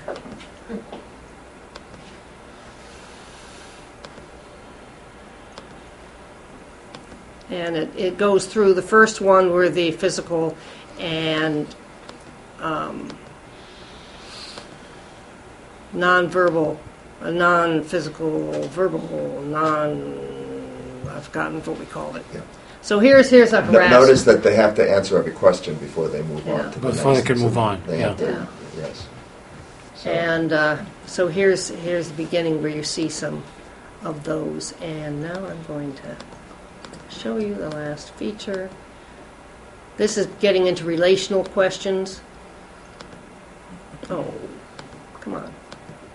There's a speeding test. So if you answer them without reading, it comes up and stops you. That's an interesting feature. Yeah, so that if the kids are just racing through it, just not Yeah, really just a being not answered. random, so you, They're yeah. just, they're going to stop, and there won't be Yeah. some data, so there won't be any data that put into it. Usually I can't get this far without it coming up, but, and this is the place where it's saved, so they can go back to questions if they want to change their mind, because they found another question that really asked them what they were thinking about, and they realized that they didn't think about it. Some students really take these very seriously, this kind of survey very seriously, and they worry a lot about their responses, even ask you questions about it, and others just want to get through it. So I don't know if I can get... Anyhow, I'll tell you about the speeding, since I'm not going... I can't talk and speed at the same time. Oh, goodness gracious. Did you turn the speeding on? Yeah, it's on. Oh, it might not be on this one. Yeah, you probably forgot to turn it on. Sometimes when I'm testing surveys like that, I get a copy with the speeding turned off so that I don't get caught all the time. But yeah, the first time it says we'll go back 3 questions. The second time you're caught speeding, you go back to the beginning of the section, which is the last save. And the third time, you're supposed to call the session manager. So again, we have to decide if there's somebody monitoring all the time. This is a really good feature. But if there isn't someone monitoring all the time, then we'll want to turn this feature off. And so this is about the... then we have the cyberbullying. This is still relational. Right. Again, we want to see just how long it takes. Ray took it today. It took him 10 minutes. There we go. Speeding is caught. I've just been talking too much. So there you are, speeding. We have to review the last 3 questions. So that stays on this screen. All right. Now we redo the whole section. Now I'm in trouble. Anyhow, I don't know if we want to go through, because I know we're already late in this meeting. But the next question is cyber aggression questions, which is one of the task force subcommittees was particularly interested in. And then if they're identified as a target, they get more specific questions about the context in which they were the target. If they're identified as aggressor, we're not asking that kind of question because we figure they're going to lie. And the research seems to suggest that. But we have a couple of little scales. I'll just describe the proactive and reactive aggression scale. It's about 21 questions that only the targets will get. And this has been shown that some bullies are doing it because they're reacting to situations, and those are the kinds that one might want to target programs for. Right. And also we expect that when the caring school community comes through, that you'll get less reactive aggression. Right. So we have like 4 little scales: proactive aggression, reactive aggression. We have emotional dysregulation. I could say the same thing I just said again. Social isolation, which has been characterized of targets, and lack of intimacy, which again we expect targets to be more characteristic of targets. And again, the Caring School program should help reduce both social isolation and increase the probability of having intimate. These are friendships, intimacies, not romantic friendship. Right.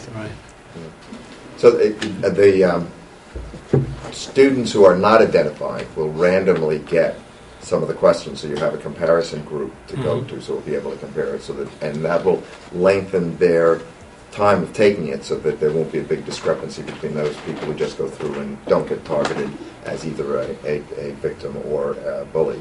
And we'll have comparative groups, and it'll also give us enough sampling, so we'll be able to look at the efficacy of programs as they move through. And it's really interesting for the Caring School community, because we'll be able to follow, if we do this through the years after we pilot it and hopefully works, you'll be able to see did 2 years of it of the Caring School community have more effect than 1 year, did 3 years have more effect than 2 or 1 or all 4. So you'll actually be able, because of the way in which the program is set up, we'll actually be able to really identify the effect of the Caring School community as opposed to other kinds of things like the wellness program. Right. It's conceivable that something like the wellness program in the high school might have some effects on the changes in relationships among students. It might have effects on aggression. We don't know. But if we're doing this through the high school, again, implementing it now as you're starting this program, you'll be able to look over the years to see, are there changes that occur over the year that now we can see, gee, the wellness program really is having effects that are much greater than we anticipated simply by getting people more physically fit. It's also affecting relationships. It's also reducing aggression. Well, I mean, even having been working with the two of you for several months now, and when you first joined the summer subgroup, you said, well, we want to switch that unstructured time. We're really interested in data collection. I can tell you that I was thrilled, but I had no idea the level that you were going to bring to this challenge, truly, because evidently when we have people coming forward for the community, and the hours, you can see the hours of time they put in. And so evidently what we do is we make them sit through a couple hours of a meeting before they have a chance to hope that you're still awake before you get to the wow. But this is a wow because it really puts, I think, the focus on, do we really mean it when we say we're going to tackle this problem? Because we have lots of things going on that we continue to do. We didn't just do it in one time. I know Mrs. Abrams tomorrow has the MARC program for 5th and 6th at Astor, the Times tonight at 9, and then 7 and 8 at 10:30. And so we're doing a lot of things, continuing to do them. But we really don't know if they're having an effect, and we also don't know of all the subtleties when it comes to bullying and especially cyber aggression. We don't really know if we're tackling the right subtleties of the problem. And I'm just bowled over, even having been very involved and seeing every draft of the survey. This is astounding, and some aspects of it I had no idea. The idea of the speed, and we do plan on having monitors there, so that would be really helpful. So I just can't thank you enough. I think this really puts the seriousness. This is going to be a district that really not only says we want to tackle this problem, but really do it in a meaningful way. Now, hopefully, if it works, other school systems will be coming to us and saying, Foxborough is way ahead out, in front of everybody else. We'd like to use your technology and implement it. And then you'll get... You copyrighted your software. Oh, it's copyrighted. Okay. Yeah, I was... I actually saw it in another context. Just really briefly, I was really struck too by like you said, the way the questions are set up. So that if someone isn't understanding what their experience was, and then they have another question, probably it's just so obviously professional. I mean, it's just really. Dovetails from one thing to another. It's really, and the fact that the time, that because I think that's another thing. Kids, they race through these things, and then they're also looking around. Especially kids who have been targeted, they're going to feel more vulnerable, or so I think the way the whole survey is set up is, I think we're so lucky to have this. This is be so interesting to see the data. People have university researchers come forward and say, we'd like to help you with that. Yeah, I know. We'd be very happy when we get the data to present it to the committee, and we'd also like to have with the data to be able to present it to the community, so that the community can then see what the school system is doing and is really responding to these problems and are really targeting what the important issues are and are concerned about it. And I think that's that's the nice thing about being in Foxborough, that it really is a school system that reaches out to the community and the community responds.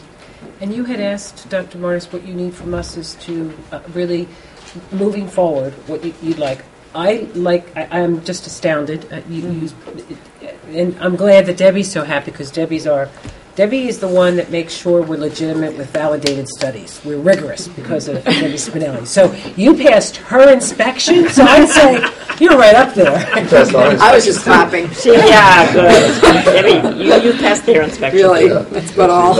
But moving forward, I love the idea that you're going to check everything with the teachers and the staff, because I think that's a way to customize it so we don't waste time or we don't confuse people. So, and you'll have everything you need also for the study. My only concern would be time. Now, you said it only took you 10 minutes to complete the study, the survey? The basic part. If you did then the additional questions, if you got, say, as a student, you were randomly assigned the proactive, reactive aggression, you get an additional 20, 30 questions. But they go very quickly because they're simple little questions that you just answered. But did I see it could take up to 45 minutes? No, that was just for the software that we use. We have another survey that takes 2 hours. Yeah. Oh, And okay. and so that feature is so that they could do it in 45-minute chunks. Oh, okay. So, So- it's not going to be an issue, really, for. No, we're piloting. I'm particularly worried about the fifth graders. Yeah, right. That's One, not being able to do it, and two, it taking them a long time. And so if we can either shorten it for the fifth graders if we have to, but we will not invest more time than the. Yeah, one of the things, that's a good question, Kate. One of the things that I think is also really good about this, besides the quality that we just saw, is the way that this is being approached in terms of a timeline. So, as we mentioned, it's the work with the middle school until the middle of January, mid-January until early February, working with your college students in terms of technical issues that they may see. And then February, trial runs with small groups of middle and high school students. Really, to your point, I think, Kate, which is timing, how long is it going to take? What's the right procedure? Where's the right place? We've talked about, we have just across the room here, we have a new lab we could use. We have other labs in this building. We have great space at Hearn. So I think that, but we need to look at that. Obviously, we need to see if there are some procedural issues there. And then survey in March, and then analyze the data in March and April, and then come back to us in May. And and then, as you mentioned, Ray, the community, we need to get the task force back together and look at some next steps. But it's hard to do that until we really have some data to be able to say, okay, what direction? We know we have programs in place, but what do we want to do? So I think as we've been working through this and talking about it over a couple of months, I think this is a very reasonable and thoughtful timeline. And it will just be the middle school. We're not going to target middle and high school. Middle and high school. Yes. Okay. So. Yeah, I'm similarly impressed with your volunteerism, and thank you for that. The quality of the survey and the timeline approach. The one thing that I was interested in or curious about as you were going through it is the actual administration of the survey. Making sure the students feel comfortable, making sure that they're given the appropriate context up front, making sure that the setting in which they take the survey will result in authentic and accurate responses. Otherwise, it's worthless. So this point that Dr. Myers was just on, this trial run with small groups of students to ensure the procedure, to me, is the most interesting and important part. Yeah, it's absolutely necessary. I'm wondering, would it make any sense to hear some feedback from Judy and Ray about what they learned from that prior to actually administering, in terms of what the game plan would be, what context you'll add, what the... we're not the educators, so we need to rely on Sue and Jeff and their staffs. I really think that's important. That's a very good point. Come back late February, early March, one of our meetings, we can schedule that. And we can put you on earlier. I was just going to say, this is a rite of initiation staying this long, actually. We've learned this with others. You've learned, and you've passed, so we won't put you on early. No, that's a great suggestion. I'd love to hear your reactions, and so that we're all comfortable about how this is going to go. I'm a parent. Everyone knows I'm a parent of a fourth grader and a fifth grader, and I can picture, my children sitting down and taking this seriously, or I can picture them sitting down, depending on their mood, or if they just got off their latest Wii game, and having that mindset going into it, or if they would be nervous. Sue knows I've got one who would be nervous about, how do I answer this properly? So, I think we need a little bit of a lead-in with some of these kids too. Right. I don't think you can just put it in front of them. I like the fact that parents can opt in. That's why it's really critical what Debbie said, that having the monitors there, and we would be very, very willing to meet with the monitors and talk to them, introduce them to the software, but then also introduce them to the testing.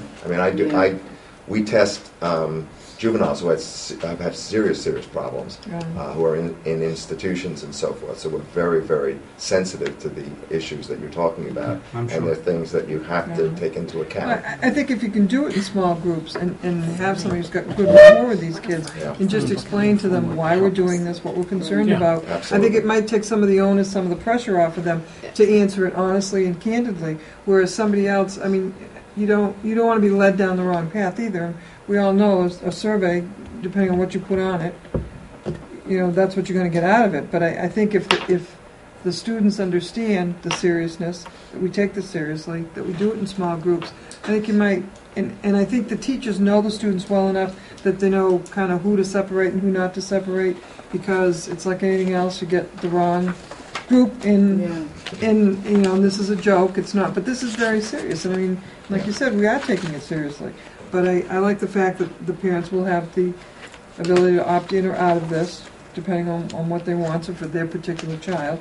But I think it's the real nitty-gritty is sitting down with these kids and telling them why we're doing this. Yeah, I would imagine. And would you help us?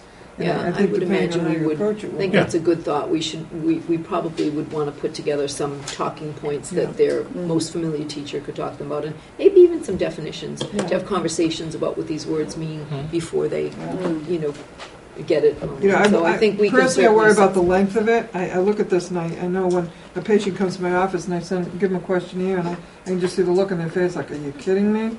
There's just get so through many the HIPAA pages. forms. I know it. My God. So That's why you don't give it paper and pencil. You give it in the computer. Yeah. They don't know how many more screens. They don't know how many screens. And they're not all going to get all of the questions. Right. So that no one's going to get all. No one gets all the questions. Right. But I think that it's going to be how we present it to the kids. Yeah, and I think, absolutely. I like the fact that you're going to the middle school and you're obviously going to do that at the high school. There's a lot of it, and there's a lot of experience we have at the high school. I mean, we've been surveying students for years and years, some well, some not, but we have the youth risk survey, and I think we see kids are more serious about participating and giving right answers, not off the wall. And I know in that one there are questions that are embedded that if a kid does try to give the wrong answer, they're found out and the survey's invalid. Have you thought you've we got have the those in down. our other surveys. We kept those out because we were trying to make them this survey shorter, but we could put in some of those questions. Okay. I think the speed it might just take care of it. The speeding might just take care of it because the student who doesn't want to be honest is not going to be the one that sits there thoughtfully planning how to not answer accurately. They're going to be the speeders. Oh, good point. You can put in what are called improbables, so that if they're not reading it and they kind of slow down just to get through it, then they would answer the improbables. I have not looked at a TV in the last year. I've traveled across the Atlantic Ocean 6 times in the last month. So you caught him. You caught him. Well, so you get caught. I did that at least 3 times this year. Right. Now, how long does the youth risk survey? That's a good one. Debbie, how long does that survey take? Yeah, no, that's not It takes about a class period. Yeah. Not more than some kids. Not even. No. Some kids take 30, 35, 40. It doesn't even take one class period for some of the kids. About one class period. In the middle school. So probably 40, 42 minutes. Okay. So that gives us a good... 40 to 50, max. I mean, some kids finished at 30. There's a huge individual difference in students. It's Not not just even. I don't reading even think it was that long. skills and cognitive processing, but it's also, as Judy said, the emotional aspect. There are some kids, the longest juvenile who took our survey took 8 hours, and he was one of the brightest kids that we tested, but he was just so obsessive about everything. What does this word mean? If I did it, this many times, and he kept coming back and forth, asking questions about it, because he was so concerned that he had to have it absolutely right. So you get a lot of individual differences. Well, I know our principals can figure out how to get kids in and out of a lab in a class period and get it done. So that's one thing I'm not worried about. Okay. So I Thank think you you have so enough much. We'll look forward to you guys coming back. So we have to go to move ahead, get it set, do the piloting, and then come back and talk to you about our Thank you so much. Yeah. Great initiative. That's awesome. Yeah. Thank you.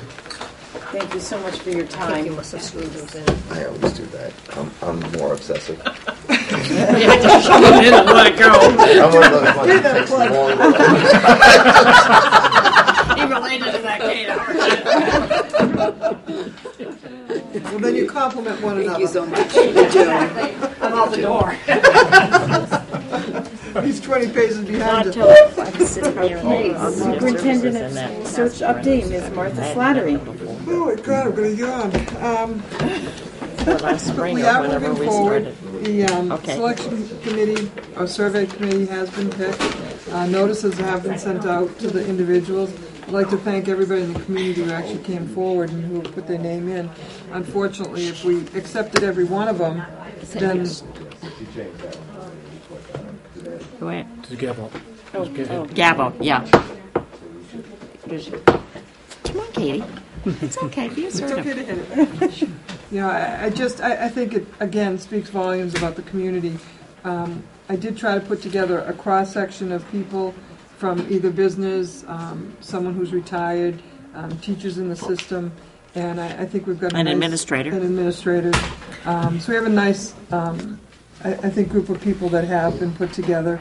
And having done this once before, I feel very confident that we're going to come up with the right person for this job. Mr. Glenn Kuchar is coming to us again, as he did the last time, and he will give us our marching orders and go over the specifics of how to handle this. Angela Davis, she was a tremendous asset the last time. She will help us put together the criteria, how to scan the people who've come into our Pool. No, I was trying to wait for the door to close. Who come into the pool for us to come up with some candidates to bring forward. So I feel very confident. The first meeting will be January 12th. It'll be at the Media Center. And Glenn did a great job for us last time, and I expect the same this time. So. Media Center here? Excuse me? Media Center here? No, at the Hearn School. That's where the committee will meet. So, everybody's been sent a letter. Nobody's written or called and said they wouldn't. So we're all set to go. Great. Great Thank you, Martha. We'll look forward to hearing more. Okay. 9:15. Other matters. Well, it's not 9:15. If it was 9:50, I might actually think about another matter, but I have none. No. See, I purposely said that I missed. I have one quick one. Yes. Only because we're just coming off the winter break when a lot of teachers went around, but I want to compliment the technology department because there were 3 pretty fabulous and significant upgrades over the school vacation week. One was the Taylor School Computer Lab, the Foxborough High School Business Education Classroom/Lab, which is all newly reconfigured and new tables and a new setup, which is so critical to the way that those classes are instructed, and the new computer lab right behind here. So the additional lab. And yes, so that was quite a lot. So I just want to compliment that. So that's Taylor and the business Taylor, and this. Business education classroom and this. It's phenomenal what they can get done. Very quickly, I'd just like to also thank the Highway Department. I mean, that storm of 20 inches over like 24 hours, they did an incredible job taking care of the town and then staging the schools. And I know we work in partnership. Paul Jackson was manning the shovel there, getting so the payroll could go out. But it's that kind of cooperation, and it's just, I think, very important to thank. And I know there a few individuals actually suggested to me that the sidewalks did need to be cleaned, and I reminded them that the reason and the Highway Department, they do such a phenomenal job for us is it's so that our kids can walk to school. Yeah, right. Then they said that was okay. Right. But again, it was the Highway Department. It took them 3 days. By that time, they were iced over, but they got the job done. They do good work, really good work. The huge plus is the schools were closed. It's nice not waking up in the middle of the night trying to figure this one out. Oh, I know. Although I think this one would have been an easy. Yeah. This one would have been an easy call. I don't know. I didn't believe the weathermen. They would have had to stay up very late deliberating that decision. Once it started. Yeah. Okay. Anyone else for anything under other matters? No.